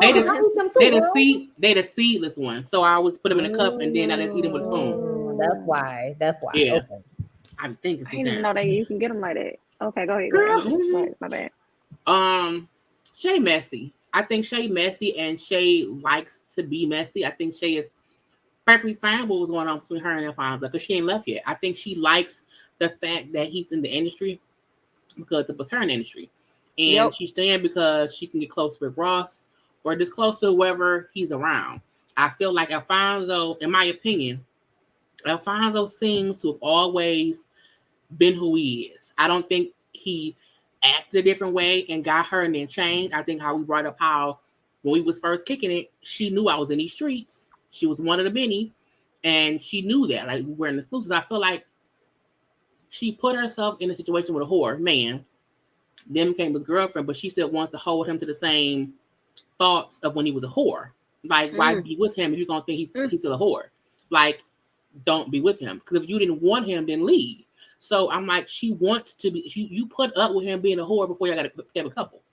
So now don't make it seem as if, well, now I don't trust you. You didn't trust him before because he was hoeing out here. Not home, but he was a free spirit fucking whoever. So I think she liked to put 20 on 10. And if y'all been dating for 3.5 years, you do not know his mama. He's always shown you who he was. You're not unhappy. He's showing her who she is to him too. Right. And I think she's accepted it. And it's like, why want to get married now? Because he's not going to change. He is who he is. So it's like, you should leave him. Did y'all hear when he said that he basically said for her to, I don't know why she, wants to let these few times where I go out and have, a little fling while I'm on the road. I don't know why she want to let that ruin our relationship. He literally said, as if, I'm about to keep doing this whenever I go out of town or whenever I'm on the road, I'm going to do what I do. So why are you even allowing? That's why, I think the picture of the girl, it was some woman because it was one of the women that he met on the road or somebody he fucks with when he's on the road. So for him, that's a road bitch. You know what I'm saying? It don't matter what she's talking about, like in his head. But I also feel like Shay, if he is vocalizing in fucking confessionals that he is doing what he wants to do, and that, then I don't understand what you're this mad about. Cheat back and shut the fuck up. True. Especially when it comes to the statement of him going to do it again. It's the fact that he said, I don't know what else to do. So that right there lets me know that you're not even trying to fix anything because he always results to, I don't know what you want me to do. I don't know. I'm like, girl, stop wasting your time because it's frustrating to people. All right, let's keep going. Otis and Charlie. Let's talk about them. Charlie decides she's going to go on this date with a politician. He bothered me, just me, with the question of where do you see yourself in 5 years, but only for him to lead to wanting to really tell her what's really up. He wants to go and be, in Congress at some point. So what else did he tell her? He says that he is not a traditional man, really. I think he said that the only thing he's traditional about is his wife being at home and getting a job if she wants one. But when it comes to submission, he hates that, and he feels like a relationship should be about compromise more than it's about, submission. Meanwhile, Otis on the other end loved to play these mind games. Y'all know he went out on a date, but when it came down to her asking him how it went, he didn't want to give her details about it. And I feel like he does that because he loves to play with her emotions. He loves to see her create her own narrative and run herself crazy about what he could have possibly been out here doing. So that definitely irritates me, and I can't stand it. What else? When they get in front of Dr. Nicole, Charlie brings that up to the forefront, and she speaks on how he makes her feel. She gets scolded. And that's when Dr. Nicole said, a child often brings that up. So you treat her like she's childlike. And this is when Charlie talks about this is how she's experiencing things. What bothered me was Otis saying that, oh no, that's not what it is. She's insinuating things. When are we going to focus on that? When are we going to focus on her experiencing things that she never experienced? And I'm just sitting up here like, how you gonna sit up here and tell this lady about how she's experiencing something? How you gonna tell her how she's supposed to feel and then tell her that how she feeling ain't real, when obviously you're giving off something that makes her feel that way? Like, it doesn't make sense. And whenever Dr. Nicole tries to check him, he does not receive it well at all. I don't know. It's just funny because I'm going back thinking about what Tichina Arnold just asked about emasculating men and stuff like that, and it's like he don't even value the opinion of his wife. I'm sorry, of his his fiance or what, a girlfriend. He don't even value her opinion, and she's supposed to sit up here and try and help him. He already think he above. He already think he up there. She ain't making him feel no less than what he is. So what you want her to work on? What you want her to fix? How's she supposed to help him? It was the fact that he knew when he said, when I do scold her, she still feels some kind of, oh no, when I don't scold her, she still feels the same way. It's like, which means you know what you be doing. You treat her like a child. And he brought up how that's her way of trying to defend her childish behavior when she can't get her way or whatever. And I'm looking like, because you look at her like she's someone you have to be a parent to, and you treat her that way, so that's how she feels. And it's weird that when Dr. Cole put it back, like, you just said that you do this. Like, it's not a guess. It was old facts. He was pissed because he told on himself. And he then got an attitude with Dr. Nicole and wanted to kind of go back and forth. It's like, are you here for help or not? Like, why are you here? And it's weird that I really feel like the reason he did not go into detail about his date is because he did what he wanted to do. When that girl asked him to meet her at the club that night or whatever, I feel like he doesn't want to slip and say the wrong thing because he probably went and seen her at that club. So I think he's staying quiet because he does not want to lie. So if I don't say nothing, I didn't lie. If I say something that ain't true and it come up later, then you'll know I lied. So Otis is a manipulative psychopath who Charlena, whatever her name is, Charlena, should for sure leave. Like, it's weird to see how he sits there and gets upset in front of people. I can't imagine how he is when it's just them, because I see how she towers into herself when he's talking, but she also feels brave enough to speak up because it is other folks around. And it's sad because she don't even see when she's brave and when she's like a scared little cat. You know what I'm saying? Like, it's sad to see. So Otis ain't shit. I mean, honestly, I feel like that submission shit, like I've been saying it from the beginning, I feel like niggas like Otis look for women like Charlena to break. Like, it's almost like it makes me feel like a man to find a powerful woman and turn her into an infantile, little girl crying and begging me to just do anything right so she doesn't feel pain. And honestly, like, it really does come off like she's scared of him. It comes off like you've done something to make her physically scared of you, and we're acting like it's not happening. And when Dr. Nicole got him together and told him, you want me to check her about the way she feels about the way you treat her, but you don't want to deal with the way you treat her. That was basically, and he was like, well, that's not it. Whatever, that's not it. And I love the way Dr. Nicole was like, just sit in it. Just sit in it, baby. Just sit in it. Because I know you want to argue with me, but I'm right. Yeah, I hate when people do that. When you could obviously see and read somebody down, they be like, that's not it. That's not it. Nigga, that is exactly it. You're abusive. Any woman that you're with, you're going to abuse. And I do feel like he wanted to fuck that girl. When they were sitting at the table talking, and that girl was like, when she left that drink up like this and was like, I got a show tonight if you wanted to come through. When she did like that, I said that was an invitation to fuck. That's like last season people. That's like old boy and old girl from last season. Kai and what's his name? Oh yeah. I don't know when they it felt like a invitation to fuck.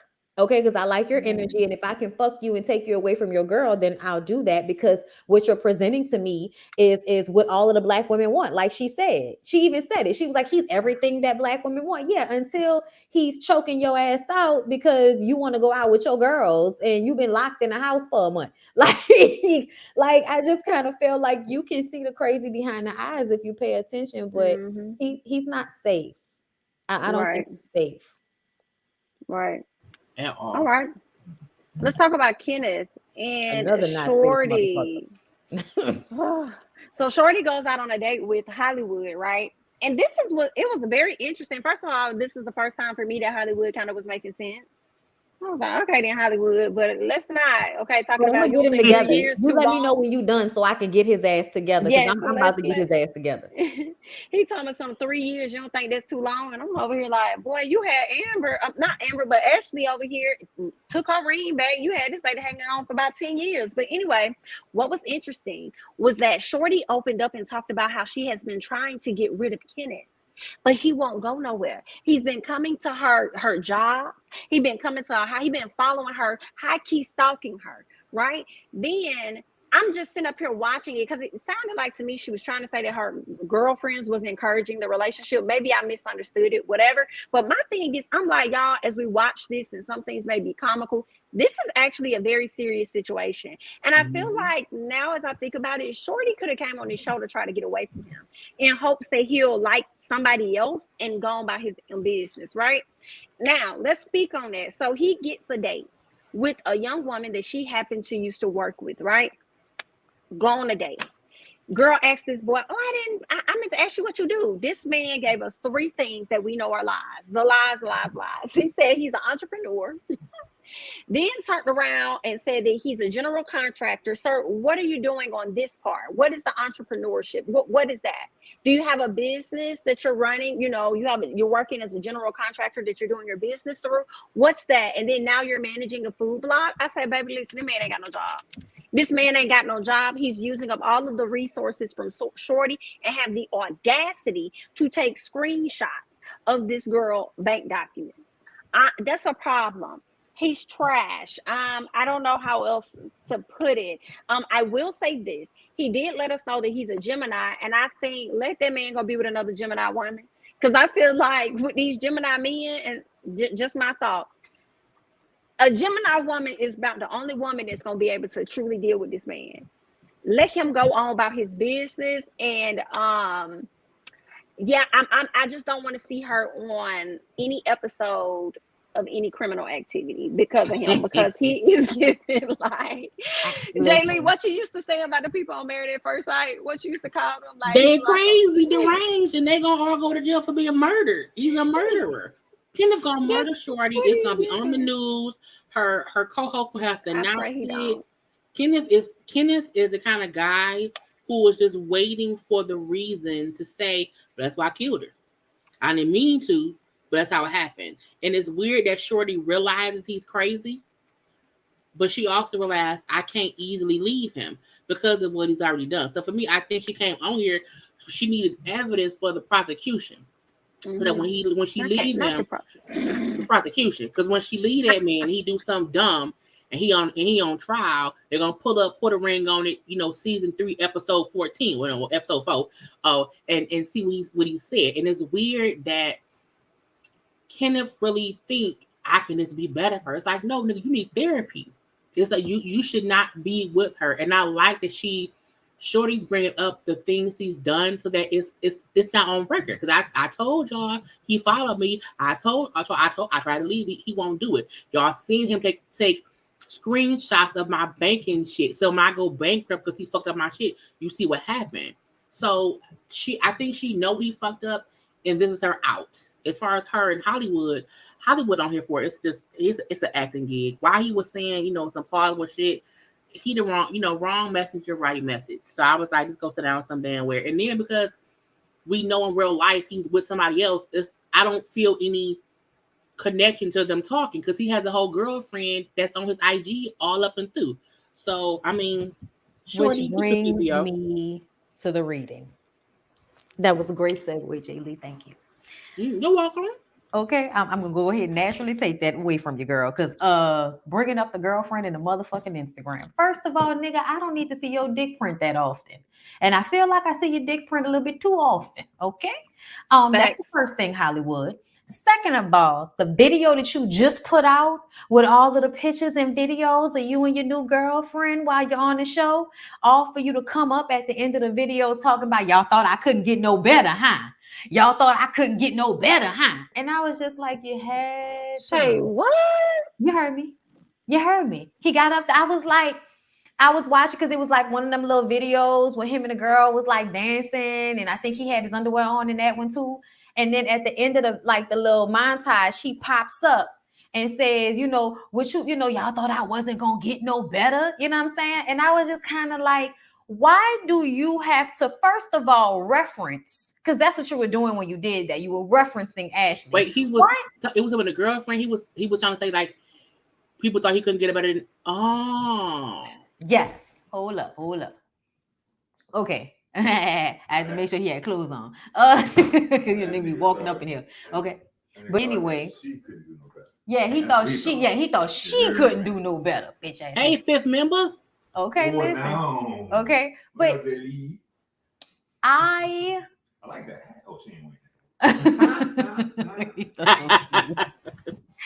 But yeah, y'all, when I saw that video online, I said, Hollywood, I be rooting for you, nigga. And then you always do something to disappoint me. But back to Kenneth. Yeah, obviously Hollywood is on here for an acting gig so he can look pretty and show y'all his new hair piece. It's beautiful. It looks amazing. And also to show y'all the difference between Baton Rouge niggas and New Orleans niggas. I keep trying to tell y'all see your boy Hollywood comes in there in his best Shein side. Okay, he has on his best Shein side. Wait, where's he from? Which one he's from? Huh? Hollywood from where? He from Hollywood from New Orleans. So and Kenneth from Baton Rouge. Yes. Yeah. Okay. Baton Rouge is country. New Orleans is city. Even though Baton Rouge is the capital, it's still the country in comparison to the city folk in New Orleans. Okay. But there's always been an air of jealousy from Baton Rouge niggas to New Orleans niggas because New Orleans niggas are flashy and got the accent and they dress and all of that type of stuff. Whereas your Baton Rouge men are more so the Boosies of the world, the country. It's a little different. So to me, I felt like it was so funny because I don't even, Hollywood disappoints me. But to see Hollywood up against Kenneth, it was just kind of like, oh my God, like the comparison. Oh my God. Like I'll take lame carpet hair, Hollywood, with this dick print all over Instagram. I'll take that. Before I get with the nigga that's sitting outside your job to follow you to your new place. And then think about y'all. That means she literally left this nigga in the middle of the night for him not to know where she lived. That means she had to leave when he wasn't there or she had to hurry up and get out. And then he waited outside her job, which means he doesn't have a job.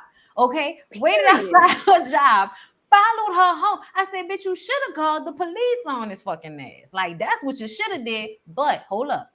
Before we get off Kenneth and Shorty, were you slightly jealous of the little young girl? And the little young girl was weird to me because I was like, girl, calm down. Okay, calm down. They be so excited to steal on somebody, man, don't know you're stealing on the abusive nigga that's gonna steal your money and wait outside your job for you. Like, calm down, bitch. Calm down. The people. Bring it on. All right. Do we have anything else on put a ring on it? Everybody, the PPO in Jesus. In the CCW. And the CC, what is a CCW? Carrying a concealed weapon permit. Say what? Carrying a concealed weapon permit. Gotcha. Okay, because I was like, what? Because down here in Georgia, they just lifted all that, girl. You don't even need no permit. Yeah, you need a permit. Yikes. Okay, so Shorty, get what you need to get, girl, while we get to going. Okay, we about to get to going on and moving on to something else, honey. So let's go ahead. Somebody mad in the comments, child, Ooh, talking about who there mad? never been no girl. It has never no damn jealousy between no Nola man versus BR dude. Most of the damn Nola men broke, dusty, don't have shit, and beat your ass. Bondy, shut up. Oh, girl, you mad. You must be from Wow. Baton Rouge. And if you think New Orleans niggas dusty, I really want to know what you think about Baton Rouge niggas. Because, oh my God, the dirt. Not a turf We war. don't even do shit like that. Yeah, we don't do the Oh, show shit. I don't know wow. what that's Is about. that our fifth member coming through to speak on behalf of the NOLA guys? Look, you can be mad all you want to, ma'am. I know y'all be upset about it, but nobody comes down here for y'all. And I know y'all mad about it. Y'all be in y'all feelings. It's okay. You just be great individually. Represent yourself individually. But you're not gonna win this New Orleans versus Baton Rouge shit. You're not. You're not. Well, It's okay, honey. shout out from Okinawa, Japan. Hi. Hey. All right, we're international bitches. Let's go. They got real mad. Hi. Welcome. All right, y'all.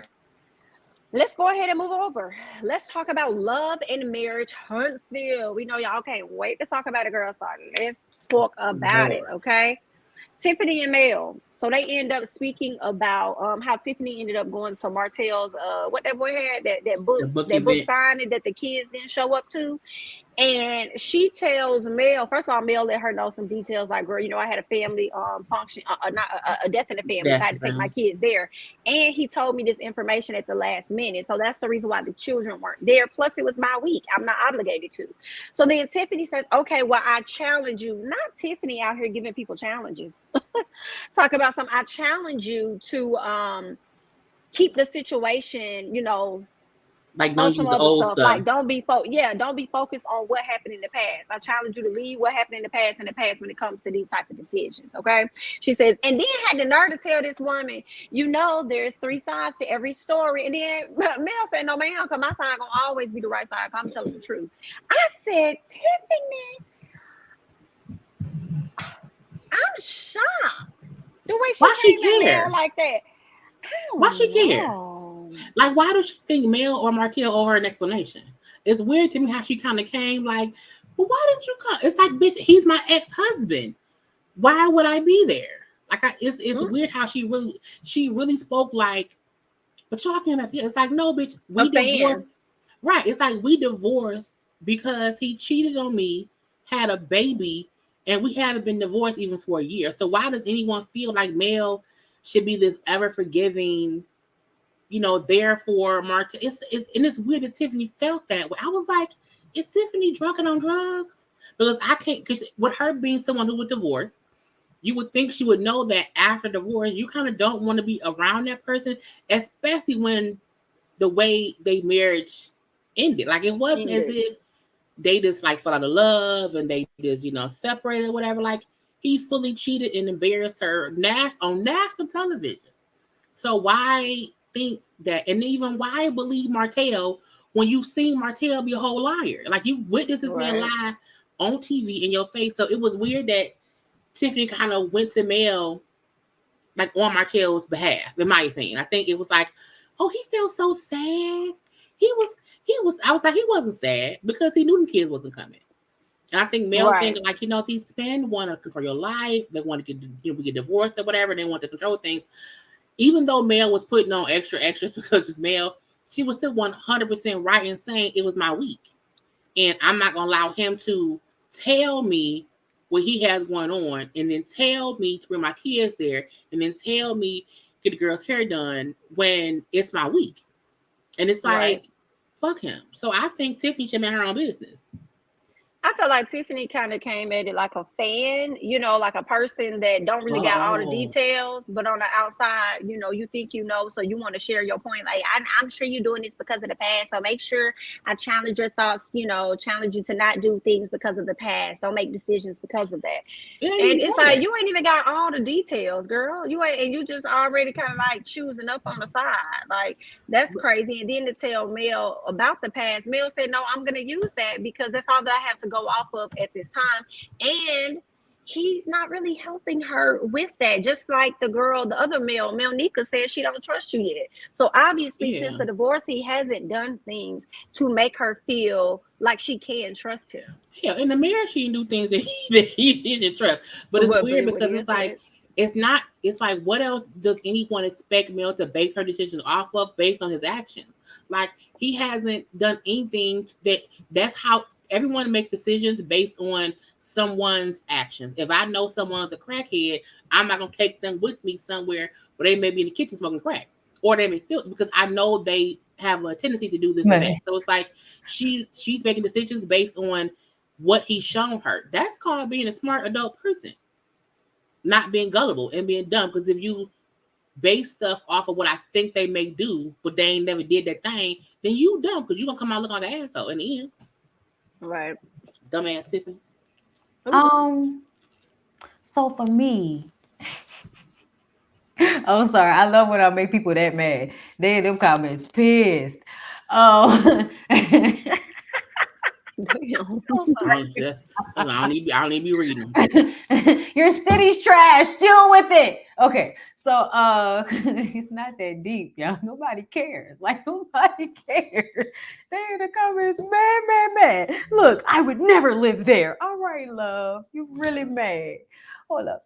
I'm gonna say this though. Tiffany did what everybody did when she was watching Martell. I think she felt bad. I think everybody, when they was watching Martell, slipped into feeling sorry for that nigga right fast, and then you caught yourself, you recovered.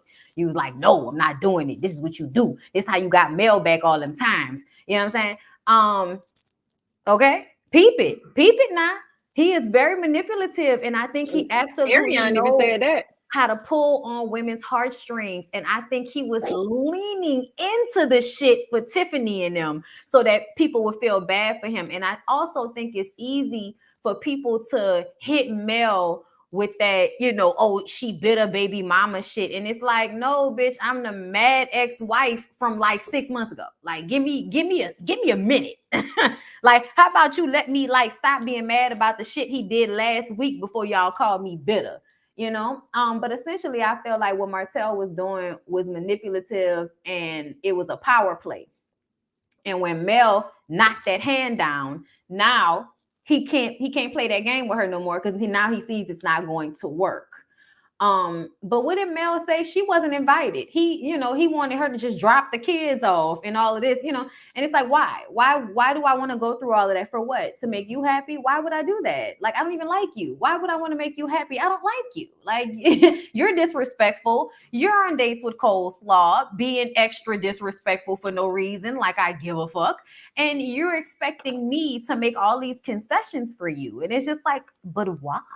So I noticed that a lot in people's commentary about this situation. Mel could have, maybe Mel could have brought him. And I just kind of feel like, man, fuck all that. Fuck that nigga and his feelings and that book, because he is always taking somebody else's idea and turning it into his own. Miss Van, Mel's mom, has a book with the kids already. We forgot about that. They already have a book with Miss Van. So him doing the kids' book is not something new. He's doing the wine. Marceau and them got the champagne. What else is he doing now, y'all? Now he want to calendar, the cookbooks or something. Ain't never seen a nigga cook a salad. Okay, ain't never seen a nigga prepare a meal the whole time we've been watching this goddamn show. And you gonna sit up here and tell me you gonna make a cookbook? You gonna make a cookbook? All right, whatever works. I hope it sticks. Well, the kids did make into Miss Van's, book signing and meet and greet. They did. But shout out to Miss Van, because she also encouraged people to also purchase, Martell's book as well. She did. She's a nice woman, so she did say that. So even though I you know played some of with her, y'all. Martell. He did. He definitely tried Miss Van Lay. I don't know why people be feeling like they could try her. Okay, Miss Wanda, we talking about you too, girl. But anyway. Why y'all playing with Tiffany like that? Talking about that girl look like a strong 42. That's fucked up. Tiffany definitely came to the front and told the people that she was 34. 34? And it looked like she had to ask her damn self, like, girl, am I 34? Am I 40? Like, I'm 34. are you Yeah, I'm 34. You know what it is though? I think that Tiffany probably has had like a hard life, first of all. And also, I think it's because she dresses like an old lady. I think because she's not, I mean, she our age, y'all. And I really do think that because, she maybe views herself in a more mature way, like even the way she speaks, she seems older. I don't even think it's just about how she looks. Because when you look at her face, she don't have a line on her face. Like the face, it's that attire. Beautiful. It's the attire. It's the long dresses, and it's also the curls. Tiffany, you have to pull the curls out, girl. I love it, but you have to pull the curls out. She don't be pulling the curls out. Tiffany mom was Monet, and she really, Zeke age, and Zeke was 4 years old and 4 years younger. Nigga said she dressed like a deaconess. I am done. She do. Done. Y'all are she don't look 34. Yeah. She don't look old, but she do not look 34. I keep saying she don't dress 34. Okay. Tiffany is not a year older than me. She can't be. She dresses like she's headed to bingo or something. Scotty, shut up. Not bingo. What the hell? What? I missed that one. Oh, there you go. God damn it. Look, I know because I kept seeing people say his name, but I couldn't see none of his comments. I was trying to tap on it. What's up, Scotty? Tiffany is not a year older than me. She can't be. She dresses like she's headed to the bingo. Exactly. Exactly. That's what she headed. What y'all thought about Stormy though? Stormy and Tiffany and that sit down. Yeah. I actually really, really liked Stormy. And Stormy was keeping it real when Tiffany was just talking and she was like, "Girl, I just forgot. I forgot like what you said. I wasn't even listening." I like her. I do think it was a bit messed up for Stormy to tell her. I'm sorry. Yeah, for Stormy to tell Tiffany, we cool. Well, she didn't even say they was cool. She just said it is what it is. When it comes down to them being cool, I'm like, well, then y'all gotta be cool if it is what it is. If it is what it is, then it's cool. Y'all should be okay. You done brought this lady out. I think they'll be fine in the long run, though. What y'all think? I like Stormy, but I also feel like she's gonna do something extra that's gonna make me not like her, and I don't want that. Like I feel like she wants to just maybe have an attitude for no reason. Because even her talking to Tiffany, she still had an attitude a little bit. Like, all right, bitch, we here. Who was you? Like she was open to the conversation, but it was a bit of like, I don't like you. But I'm just here, so I like her. I think she's cool. You know what I'm saying? She seems new and refreshed to the show. But I can see her. I just feel like something gonna happen. I ain't gonna be happy about it, and I don't want that to happen. Like not her fussing with Destiny. I don't mind that. But you can't come at Kimmy. Like don't come at Kimmy. It's gonna piss me off. But she's cool. She's better than Destiny. I agree. Only because I feel like she's giving in a more authentic way. Like like you could tell like that's her personality. Whereas with Destiny, I feel like she's been on the show for so long. And it's still something about her that I don't know. But I will say this. Yeah, we don't know her. It's like, damn, bitch, we have a reason not to know Stormy. She just came here. But you've been here, you go here, and we don't know you. So it's weird. But when it comes to Stormy and the way she treated Tiffany, I'm not gonna lie, I ain't like that shit. I'm not gonna front on y'all. I thought it was fucked up a little bit because I feel like in the moment, what are you mad about exactly? Like, what the fuck is your problem? Like, I was just kind of confused about what Stormy's issue with Tiffany really was, talking about beside that ignorant comment you made. And it's like, well, you're starting off shading me because you disliked me before I made the ignorant comment. I made the comment because you were coming at me and you were acting like you weren't.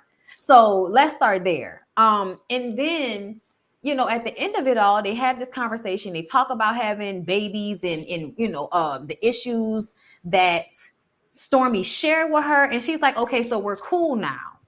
Mind you, you never had a reason to really dislike her in the first fucking place. So once you've had this conversation, her still not wanting to say, yeah, we good. until something else happens, we're good. She couldn't say that. That made me feel like you're just trying to be difficult because you want to be the viewer. You want to give what the viewers give, and and I get out, and then also because there might be a tinge of you feeling like your rudeness is acceptable.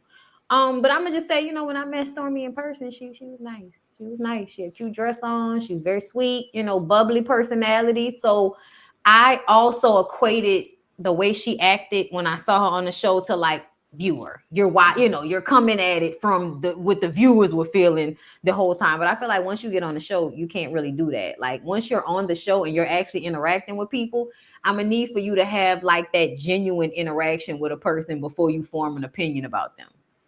I feel like Stormy and Tiffany are the same person, but on different spectrums. I feel like they both are shady, except Tiffany is more, what did I say? And Stormy's more in your face. I think they both came in hot. They both came in opinionated. They both came in making a splash. They did it in 2 different ways. I do think they're like the same person. Yeah, definitely. Everybody came in doing that. Destiny came in doing that, being mad about the Chicken King. And then sorry. And then we got Tiffany coming in hot, and now we got Stormy coming in hot. Everybody knew it's gonna come in hot. I just wonder, are you going to be able to back up all of that moxie with storyline? Because we're parched. We're parched of storyline as it pertains to like the couples having something going on besides Martell and Mel. And I feel like a lot of what Mel is trying to do is that's why at the beginning when she was talking to Tiffany, and you broke his heart. Like, I was just like, girl, why is you patronizing this lady like this? And it's almost like, because I want you motherfuckers to spill your own tea so I can stop having to spill all of mine. Ooh. Oh, there's that. Maurice. What's going on with your mic? You can't hear me? It's messing up. It just sounds like you're far away. Hold on 1 second. Shouldn't be. Is it just me? Say something, Jamie. Can you hear me? I can hear, but you sound far. Like you don't sound as loud. Yeah, you don't sound like how you did before. Like it sounds like you put your mic down or something. Can y'all hear me? I can hear you. Better? No. Is it better though? It's not better. We can hear you. You're not as loud, but I can hear you though. Okay. Yeah. Let's fix it though, because we need to hear the girl.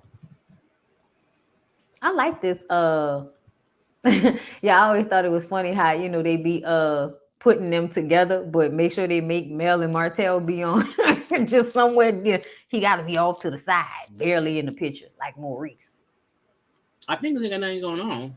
And I think him and Mel. I think Mel is really flexing her EP, power, because she don't want to fuck with him. And I think it's his fault because he keep doing dumb shit. I think had Martell to shut the fuck up. They got divorced, and he just didn't throw no salt or whatever.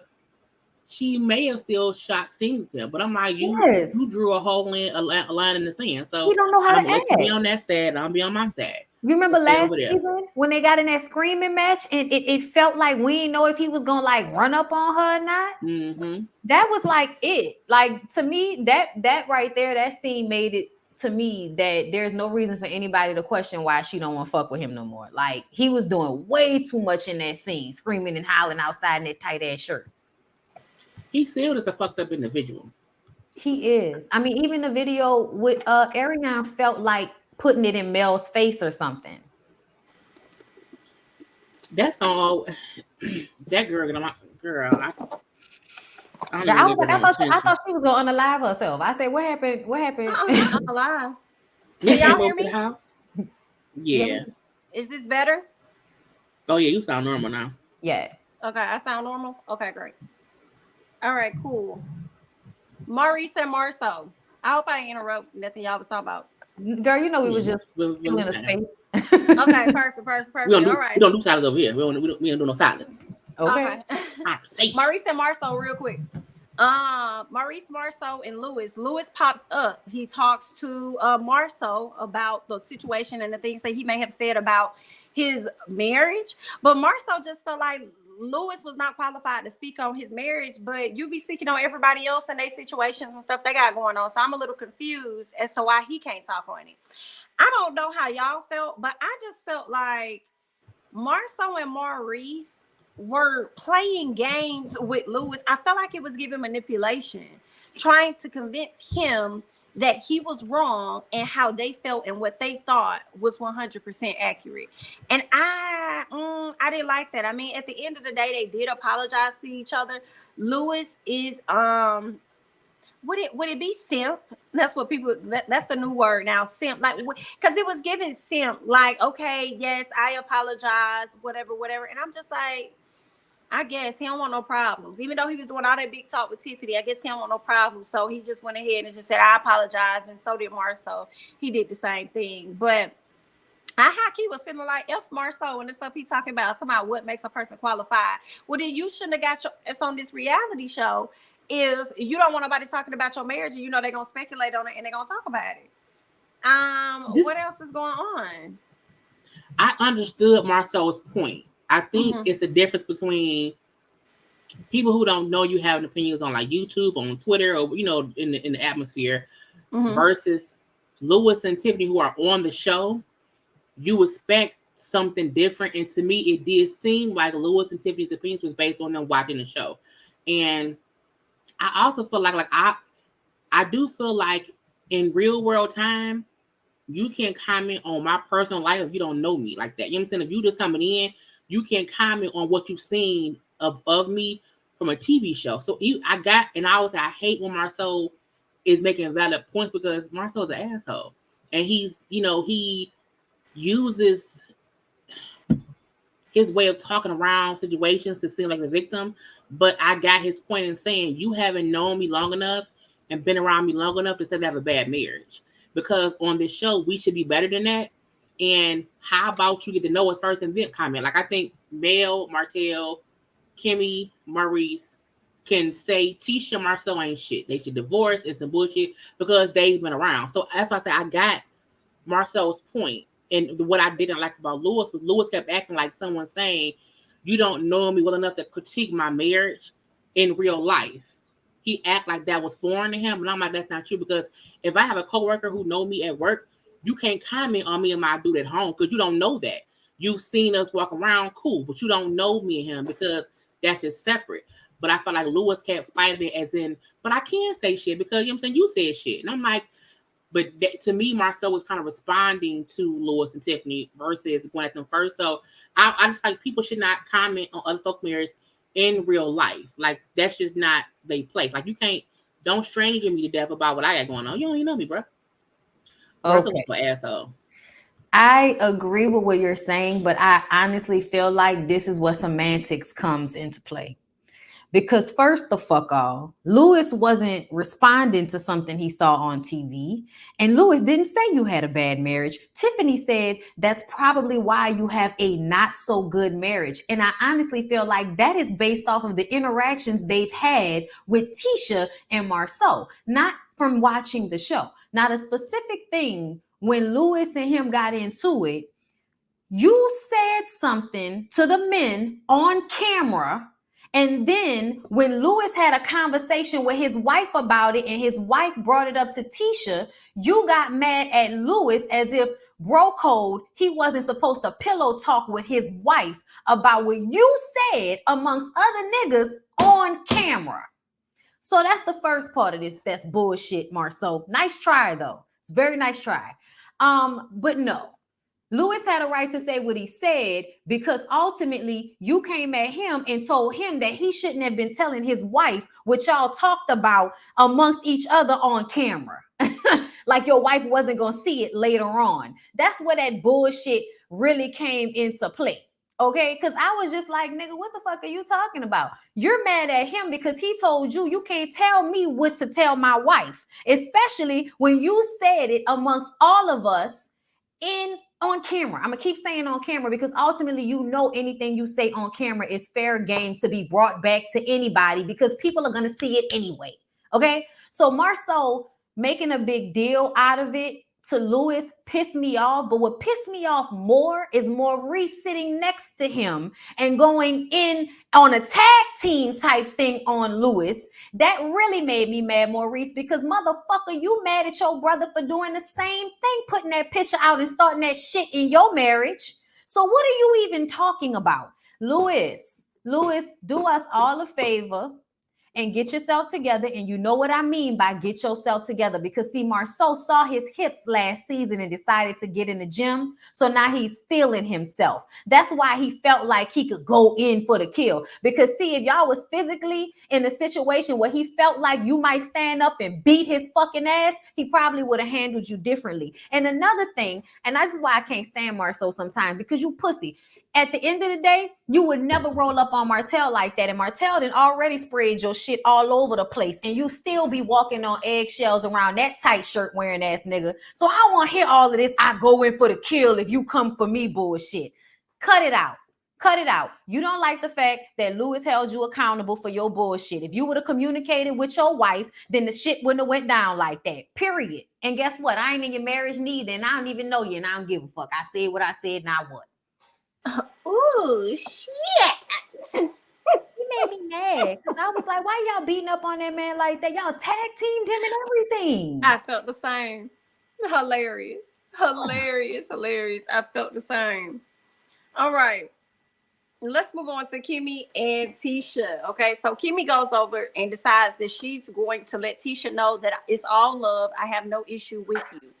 She also decides that she's going to take this opportunity to snitch on Miss Kiki. Okay. Next thing you know, we see where Tisha and Kiki, they done met up. They done had a conversation. Kiki, well, Tisha really want to know, like, girl, why you over there talking about me to a BIT you know don't like me? And Kiki just like, well, girl, you was sitting over here talking about the same, you was talking about me to the same BIT. So it seems like it's fair game. I do understand how one may feel that way, but here's the thing for me, Miss Kiki. I agree with Tisha. Like, girl, it's old. Because here's the thing, the primary thing, it's the apology for me, and it's the acceptance for me. And even more than the apology, it's the acceptance of the apology that you chose to take. And then you took this opportunity to bash this girl with Mel when just last season you was ready to go with Kimmy's SHI over your cousin, and then now you flip-flop and switching up. So it is making people wonder, right, about clout or whatever it is, ma'am. I do feel like you was wrong, and that's just really that on that. I feel like you was out of line, and it didn't happen 4 or 5 years ago. If you were supposed to be beefing at that wedding, you should have been beefing at that wedding. Why would you bring it to somebody else's slumber party? That's sad. You know what I'm saying? I just recorded that on my phone to play later. That was no church. When I say like maybe like 4 days ago, it is in my phone. I'm like, I'm gonna post that on social media. That is you beat like something wet. Exactly. And I'm just confused. Like, girl, I'm sorry. I can't be on Kiki's side with this one right here. Okay. I'm gonna let y'all give me y'all thoughts, but I just feel like for me, Kiki, girl, you was wrong. Go ahead. I think both Kiki and Tisha was wrong. I think they both did the same thing to each other and they just got mad at different times. Like Kiki should have been pissed at Tisha 4 years ago. And now Tisha can be mad at Kiki now.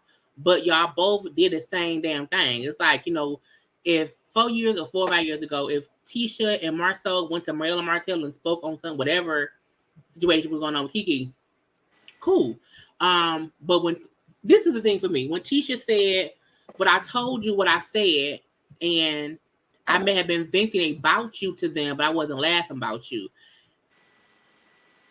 You did the same thing Kiki did. So like y'all both equal, like it cancels each other out. Like y'all both can't be mad because y'all look alike, y'all act alike, like y'all the same goddamn person. So I felt like both of them fussing was irrelevant because y'all both did the same thing just at 2 different times. Yeah. So if Tisha apologized for what she did back then, Kiki, you need to, now's your turn to do what she did and say, you know, my fault for going to Mel's house. And the common denominator is Mel's house. But I'm sorry for going to Mel's house and speaking on you in any way, shape, or form. Because I shouldn't have did that. But I'm like, y'all the same goddamn person. It's like, girl, put your boots on, go home, go to sleep. Buenas noches. I had to do it.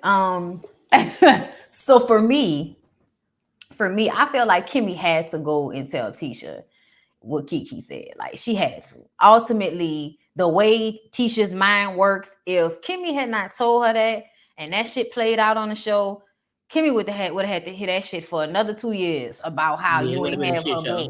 So she had to tell her. All right, that's the first thing. Second of all, even though if I was Tisha, I wouldn't fuck with Kiki no more ever in life. Like I just wouldn't fuck with her. But at the same time, I feel like Tisha is the same type of person that Kiki is. So ultimately, I kind of look at it like, bitch, if Tisha was my cousin and had done, put me out there bad like that to somebody and embarrass me, I might not give a fuck about they shit neither no more. You know what I'm saying?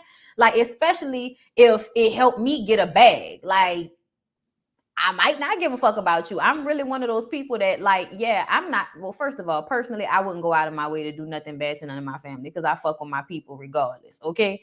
But at the end of the day, like, let you piss me off too bad and watch how some of it, not all of it. Like, I wouldn't have done what Kiki did. That was too much. I'd have been like, male girl, you're trying to get me fucked up, but you're not gonna catch me. Okay. If you want to ask Tisha about her shit, you bring Tisha in here and ask her about her shit now.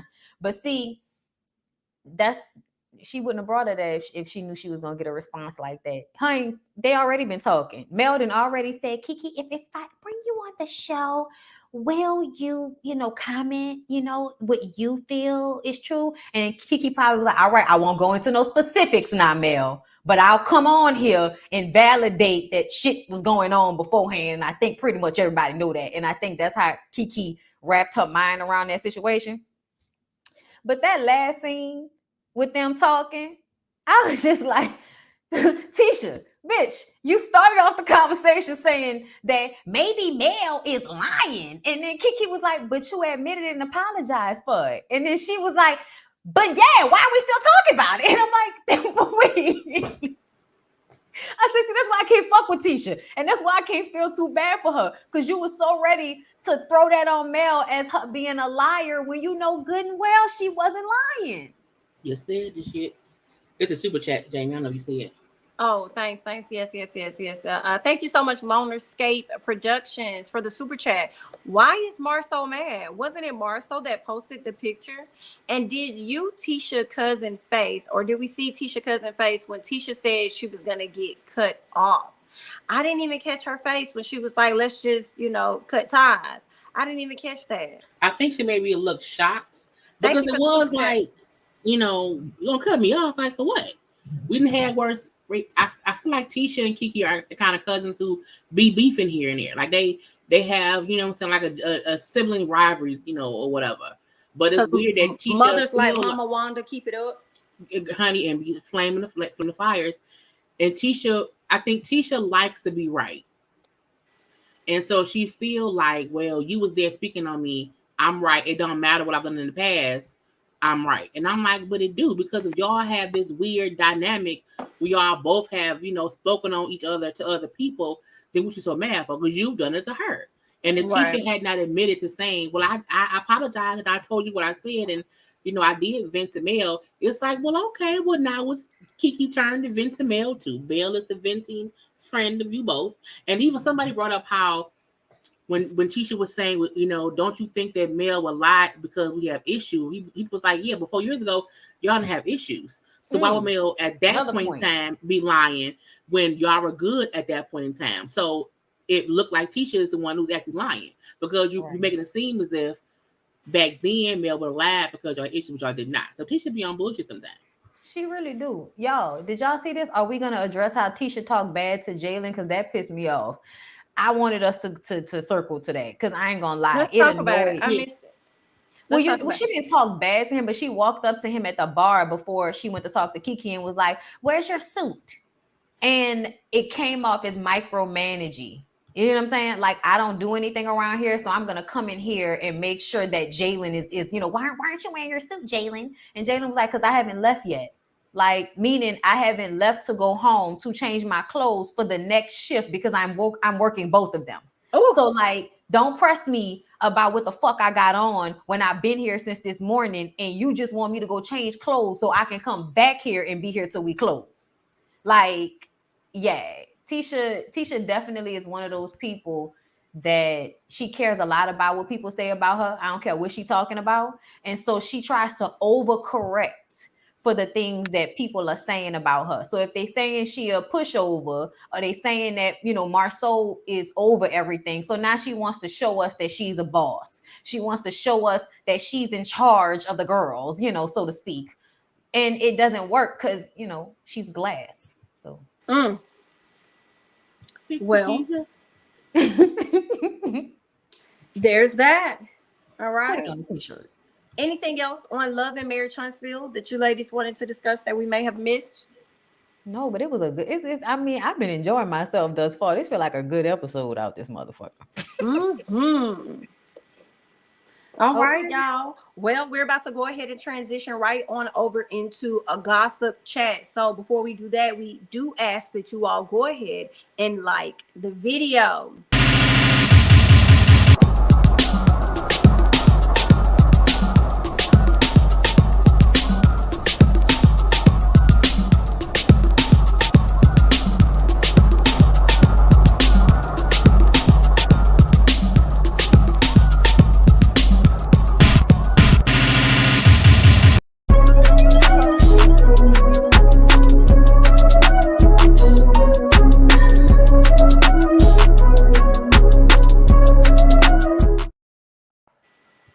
All right, y'all. We're about to talk about Kurt Franklin's son, Mr. Kieran Franklin. All right. For those of you guys that do not know, he is a part of the show Bad Boys LA. He actually had a really emotional moment on the show as he kind of like talked about his dad and the things that he didn't really go into detail about the things that they've been through. He just doesn't understand what side of the fence his dad stands on when it comes to his Christianity and things, and how he kind of pushes him away and doesn't really show up for him. So he's still battling and dealing with the dynamic of the relationship he has with his dad. And he was just up there crying, y'all. I just felt so bad for him. I don't know all of the details, but I do know that he dropped a tape of his dad like cussing him the hell out. And he said that he didn't know it was going to be, he didn't know it was going to go viral. He just thought that it was going to do a little something, but it ended up going pretty viral. And I don't know if it affected any deals or anything that his dad I literally just said lies. I literally just said lies. That's Kurt. You had Kurt Franklin on recording cussing you clean out. The congregation alone was gonna shut it. No, Kieran is a very troubled, broken, confused person, and I do think that's because he probably grew up within the church system or whatever, and because he is bisexual. I think he doesn't know where he stands, and I think because he doesn't know where he stands, he also does not know where his father stands. But I also feel like he is fully aware that if he put out a recording of Kurt Franklin cussing him out like a sailor, he knew that would go viral. He was lying. So he on that one part, I think he lied. I'm sorry, but he's wrong for using his dad's name for clout. He's attaching his dad's name to that BS show. He dropped that tape and said him and his dad doesn't get along. So why you using his name? Yikes! I feel like this could be his cry for help. Maybe if he couldn't get his dad's attention before, maybe he's using this to try to, get his attention now or something. But I tell you what's really going to get your dad attention, but I'm questioning and wondering, is the fact that he was actually picked up due to what they say, a broken tail light or something like that. Come to find out, he was driving a woman's vehicle. It wasn't, I don't think it was registered to him or anything. It was registered to a woman that happened to be missing, who they are believing to be dead, like taken out of the world by the hands of somebody else, and he's now being locked up for that. Say what, Jalen? I think it's weird that, like, how the story first came out, but like it's still like no actual information.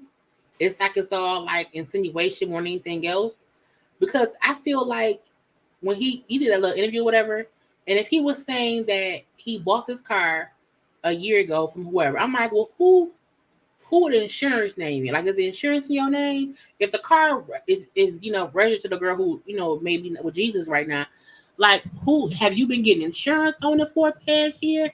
I just wonder, like, what proof does he have that he bought this car a year ago? Because you at least have to have the insurance in your name, if nothing else. So it's like, what proof do you have that you didn't just recently get this person's car? But I also feel like the fact that he has her car, if he's had it for a year, if he had it for a year, it doesn't mean he killed her. But like, why was the gun in the car? And then how you doing interviews in jail? And then when they, it's so weird, girl. I don't know. That is Cochran. Oh, he did. That is weird. I didn't even know he was doing interviews from the jail, child. He did a whole lot with somebody named Larry Reed live. Because Larry Reed was asking him, like, why they pull you over. And then he was like, well, I'm an entertainer and I like to be myself. And, I'm always buying cars here and there. I bought this car a year ago. And he did to the tail light had issues, but he never really said why they pulled him over. He just said, he specifically did say that I don't have anything to do with anyone who was supposedly missing. I bought this car a year ago, and the girl I got it from and her boyfriend was definitely alive when I got the car. So I'm like, if he had a car for a year and the girl who was registered to was dead, it doesn't mean he did it.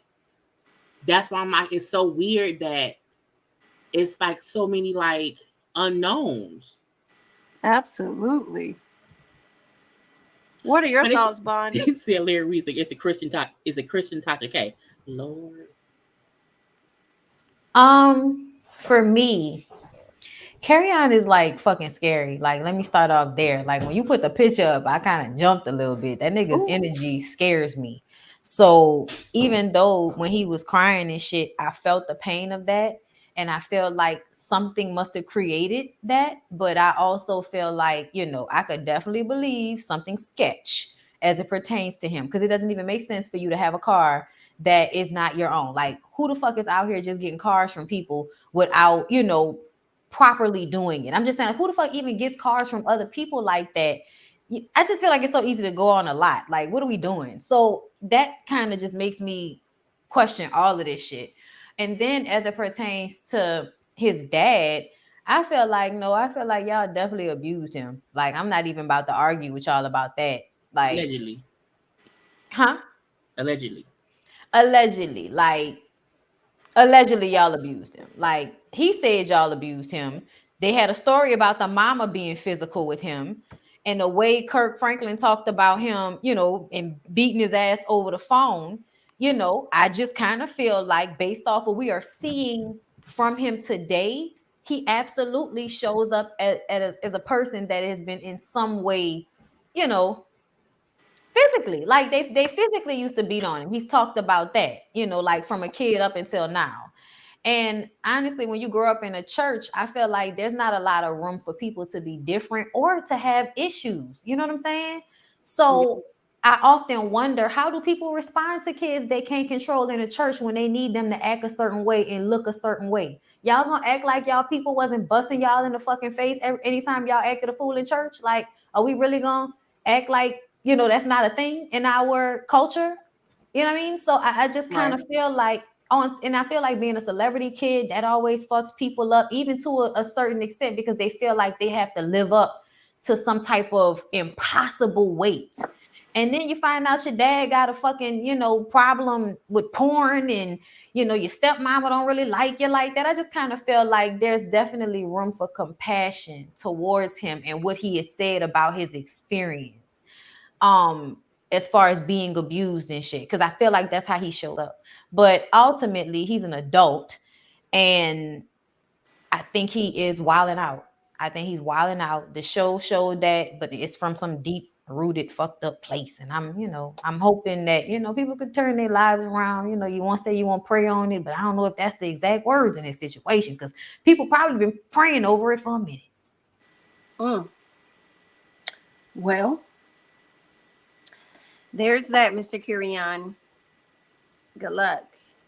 Let's go ahead and move on. I want to talk real quick about Lil Wayne and Lotto. Now y'all know Lotto ended up doing an interview. I think it was with Big Boy. I think that's his name. She did an interview with him like a month or so ago, right? Regarding her album that dropped a few weeks ago. And she talked about how there was a male rapper that was kind of holding up the project because he was so focused on her not responding to a DM. Well, everybody had been thinking that it was Kodak Black. She said that she didn't want that the person that was so focused on like the DM. She didn't say who the name was. She just said it's just funny how these dudes in the rap game be out here trying to play you, you know, especially as like a female rapper. Then she went on to say she really wanted the song, so she like waited on the song or whatever and got the song or whatnot. But again, a lot of people assumed that it was Kodak Black because of a lot of the antics he's been putting out. So it's easy to go straight to Kodak Black. Well, you have these other ladies of this podcast called See the Thing Is, okay? It's called See the Thing Is podcast. They are alleging something much different. So I'm gonna go ahead and just play this clip and let you guys hear what they are saying. All right, then we'll chat about it. Yes. Lotto did not confirm that it was actually Kodak. Right. I will say the tea I got was that it wasn't. I don't think it was. Go ahead. So I don't even know if I can share this tea, but it's whatever. It's old now. I actually heard it was Wayne. Wow. Yeah. From someone that knows him. Dang. So I don't think it was Kodak. And mind you, Kodak came out and was like, hey man, I don't know why y'all keep tagging me. That wasn't me. But a Hit Dog will holler as well, so I don't know. But my T said that it was actually Wayne that did that, which is crazy. And it was allegedly. I don't know. This is alleged. But I do want to play this clip because. All right. So y'all just heard that. I did not know what to think, honestly. I was like, Wayne? He be out of the news so much. So I was like, Wayne, it doesn't mean he couldn't have done it. You know what I'm saying? But I was just a bit like, what? Are you sure? It's sad that I too was thinking that it could have been Kodak as well. My thoughts went immediately to him, and I'm like, not Wayne, you know. But hey, I hate to say it. I mean, why not Wayne? I don't know. I don't know. I'm surprised Miss Reginae hasn't come out and said something, because you know, whenever y'all speak on her dad, she gonna address everybody accordingly. She ain't here. I haven't heard her album yet. How many? Like, did she have? You know, like 5 or 6 guys on the albums where we don't know who it could be? Or yeah, she got between 2 people. She got. I mean, yeah, it's Kodak Black. She got Childish Gambino. He married. You got Lil Wayne on there. You got 21 Savage. That's her boyfriend. And I mean, it could be Wayne. Could be some others. Because I know I seen her on Big Boy Club. I seen her off either on Angie Martinez or the Breakfast Club too, like kind of speak on a little bit. I think because Kodak Black was the one who said specifically how, you know, he feel like if he worked with a female, she has to like mess with him or whatever. So I think that's why people thought it was him initially. I can see Lil Wayne maybe feeling like, because he's Lil Wayne, like she has to respect him and like, you know, respond to my shit or whatever. And that's like an asshole move. So it's like, I wish she would have just said who it was, because now it's more attention going to, well, who is it than her own album. Because once she brought it up, it's like, we'll just say who it is. But again, is it someone who's big enough to where she say who it is, she can get, you know what I'm saying, you know, held back or blackballed or whatever. So it's hard, because it's like, this is more of a conversation than her actual album. Like, who was one who tried to, you know, hold a song back? Oh, wow. Maybe this is a part of the promo to get more people to check out the album. I didn't listen. Well, it ain't like she put it out there. Somebody else put it out there. So I guess not. Well, no, I think she said it. I think she did say it initially in conversation in the interview. And then in the one interview, and then when they kept bringing it up in other ones, she was like, she don't want to say who it is, just because she didn't want that to overshadow her album. But I'm like, it kind of already did, because now folks is wondering. And so for the podcast people to now say that she heard allegedly Lil Wayne, it kind of makes sense in the fact that Wayne feel like people can't ignore me because I'm Lil Wayne. But Lil Wayne also give like I'm an alien, I don't care vibe too. So it's like, who is she, sparing, the embarrassment of saying you're a flawed dude. Because whoever the dude is ain't shit. Just let's say that off rip.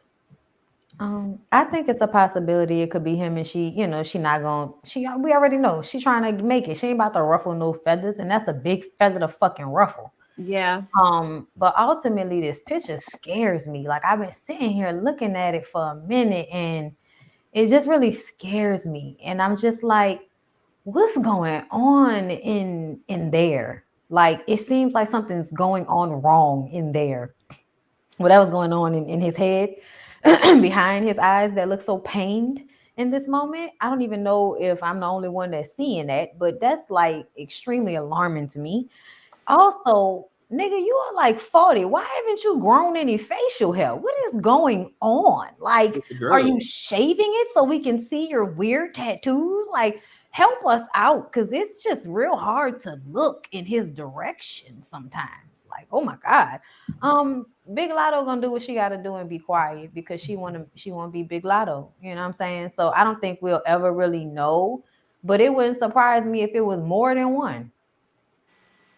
Right. Well, a shout out to Michelle My Bell for the super chat. I initially thought it might be Wayne. Allegedly, I don't want her to say though. True. Ooh. Very, very true, for reasons that Bondy, thank you so much, Michelle, for the super chat. For reasons that Bondy already mentioned. Like, yeah, she's still trying to, come up, and yeah, she don't want to ruffle no feathers. So I don't blame her on that.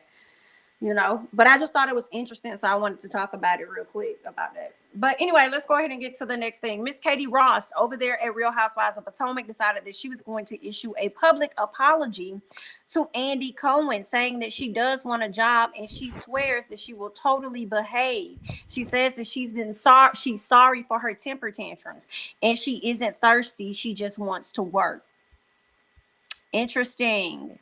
I will welcome Katie back with open arms if Andy is. I'm wondering if y'all think Nene should have took the same route and given Andy a public apology so she could return too. I don't think it would have worked at this point, to be honest. I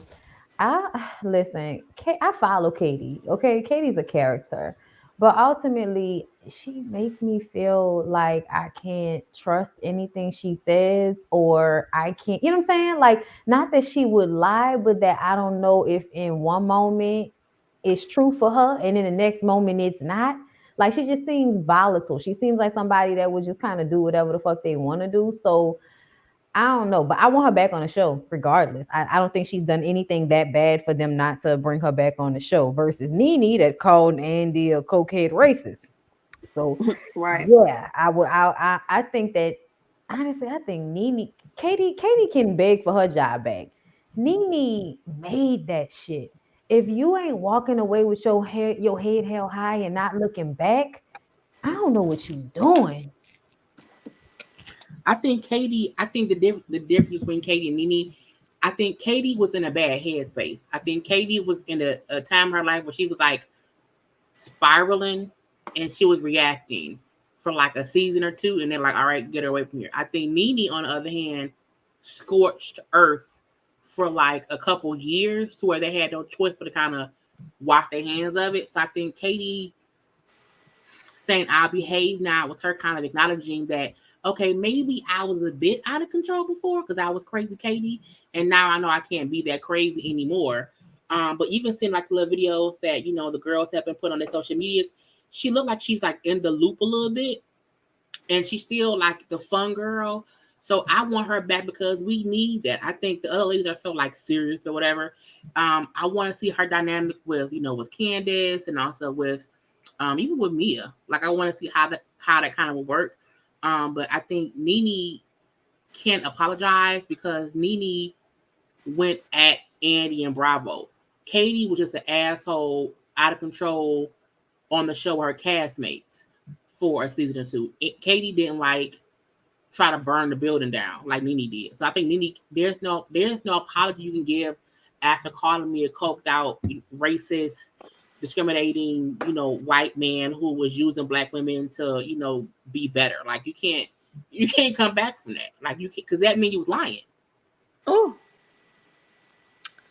Well, good luck. All right, y'all. Let's go ahead and transition over. I want to talk about Miss Candace Dillard and Miss Giselle Bryant. Okay. Now, recently it was stated or shown that the two ladies unfollowed each other. As of today, Giselle is following Candace. Candace has yet to follow her back. All right. Now, according to YouTuber The Lean, he is alleging that the reason Candace is not effing with Giselle, all right, and I know a lot of you guys have been waiting a long time for this. The reason she's not effing with Giselle is because Giselle is insinuating that Chris acted inappropriately with her last season during the reunion. And it's also being said that Ashley kind of co-signed this and gave, I guess, her own experience or something. I want to know you all's thoughts about this. If this is indeed true, because currently it is being alleged, I think that's totally effed up on Giselle's behalf, but it's nothing anybody should really be surprised about if you've been watching the show. I am definitely here for a front row seat to see Candace eat Giselle up, and I really don't want to hear nobody complaining about Candace's mouth when she come for Miss Lady. So we'll see, because sometimes we hear stuff and they may not even show us that in the season. I don't know. But right now it is being alleged. Do y'all believe that, I'm sorry, Jamie. I'm sorry, Jamie. I've been drinking. I need you to rewind this for me. What did Giselle say? Okay. So the YouTuber The Lean is alleging that Giselle said at the reunion, or she's bringing up this season, that Candace's husband acted inappropriately with her last season. Was that defined in any specific terms? No, I'm not sure if that's him like flirting. Y'all know Chris was definitely drinking at the reunion, so I don't know if he could have got a little more touchy. I believe it was a situation where they said that Kyle, the guy, her stylist or whatnot, was privy to it. I believe he was trying to have a conversation. Chris was trying to have a conversation with Giselle in a room that I guess like privately or something like that. And yeah, so that's what's being said. And she's bringing that up as though he was coming at her inappropriately. And it seems like Miss Ashley Darby is kind of co-signing on that. Oh, that is caucasity. I mean, just the Caucasianness of that situation. Oh my God. Like you're white womaning, like a black woman, relatively, is white womaning a white man. It's fascinating. I'm honestly like, I'm surprised. Like, that's why I was like, wait, did I hear her right? Because I was listening, but I was like, did she say he said that? I mean, he was inappropriate. Like, what do they mean inappropriate? Like, because I'm kind of just like, did he try to like come on to you, or did he get in your face and was like, bitch, stop playing with my wife? You know what I'm saying? Like, what kind of inappropriate are we talking about here, Giselle? Either way, it doesn't surprise me. We all know that this is Giselle's MO. Like, when she brought security to the reunion, like Chris was gonna do her something. Do we not recall? Like, it's her thing to invoke the white womanness of pretending to be scared in order to make someone seem like they're unstable and volatile. And thank y'all in the comments for saying unstable about Katie, because that's the word I was searching for. So thank y'all for that. Yeah, she unstable. But I can't wait. I cannot wait for Candace to gather. And I mean gather her like some motherfucking jacks. Okay? Gather her this upcoming season. Honestly, it'll feel like retribution in some way. So I'm looking forward to it if that's what's going to happen. But if y'all gonna make my girl Candace out to be a bully after she ragtagged somebody for saying some shit like that about her husband, which we know can go far. You know what I'm saying? Like, I'm gonna have an issue with y'all. We're gonna be fighting in these comments. Y'all know I don't like Candace. However, if I don't see Chris flirting with anybody on the show, I think Chris loves Candace. So I think if Giselle did do this, and if Candace reads her, that's what Giselle gonna get. it'd be nice to see her not like kissing Giselle's ass. So Right. it'd be nice to see her get in Giselle's ass because, you know, Giselle hasn't really been the best person, you know, truthfully, but Candace don't see it yet. So I think if she can see who Giselle really is, you know, I'm all for it. But, you know, I still, you know, I give her a new chance every season. We're gonna see. But I don't see Chris doing that. But I do see Giselle making it seem like he did. Right. So I'm gonna play this clip real quick from the Lean's page. Y'all be sure to go over there and check them out. I'm about to go ahead and just play this so y'all can get some details about what happened. The alleged reason that Candace unfollowed Giselle is because Giselle is alluding to Chris coming onto her inappropriately. She is saying that at the reunion last year, or this was last year, I guess he went to have a conversation with her, knowing that no one was in the dressing room, like planning to have this conversation with her while she was alone. Allegedly, her stylist, Kyle, or whatever he is, because she don't be looking good. Allegedly, he is involved in this and is kind of backing Giselle up and saying that he was trying to alluding to him trying to come on to her. And so here recently, they were filming a group event or whatever. Everything was cool, and Giselle pulled her to the side and told her about this. Now, she didn't say rape, she didn't say sexual, but she left it open, insinuating that he was being inappropriate with her. At least that's how she felt. And that's why, you know, we get, you know, why we saw that unfollow. But also, if you notice, there was, she tweeted after it said, bravo, bravo, fucking bravo. Because apparently in the midst of this scene, she looks at the camera and it's just like, are we really doing this? Is this what we're doing? Like, is this what's going to happen? You know, it's kind of a breaking the fourth wall type moment. Mm-hmm. All right, you guys. So that's just for y'all that was wondering about what happened. That is what happened. Say what? That was piping hot, girl. That was tea right there. Because I feel like that told me a lot that I needed to know. You know what I'm saying? Like, okay, so first of all, with him saying it like that, with Candace turning, it makes me feel like, y'all, like that's Giselle doing exactly the same thing that she did to Monique, to Candace. And I almost feel like we were warning Candace when Candace was like having those moments where she would like defend Giselle about something. And we were like, Candace, girl, in Jamie's words, scoot back. You know what I'm saying? Stop. Like, don't do it. You're doing it and we want you to stop because she's going to do it to you too. And, you know, to see it now play out, it's just kind of like, wow, like, bitch, you really like, you a snake. You a snake like a motherfucker to do some shit like that. Like, you know, with the, you know what I'm saying? What could be the outcome of you saying that man was inappropriate with you and leaving that open for people to guess what you might mean? Like, all of that shit is manipulative and very intentional. And I feel like we knew that about Giselle a couple of seasons ago. Okay. So I feel like low key, Candace, I wish you, like I said, I wish you wouldn't have been so nice to her. I wish you hadn't defended her because this is the type of shit she on, and it makes me look at what's your girl? Karen. Makes me look at Karen like, okay, so what you gonna do, bitch? Because we see how you played with you, and now you over there buddy with the bitch, and I'm still not okay with that. I still don't feel good about it. Exactly. Thank you, Michelle, my bell, for the super chat. Have Candace and Giselle really liked each other? I feel like Candace probably liked her, but I don't know if Giselle ever liked her back. I think Candace is always trying to find a mother figure in somebody because Dorothy can be difficult for her.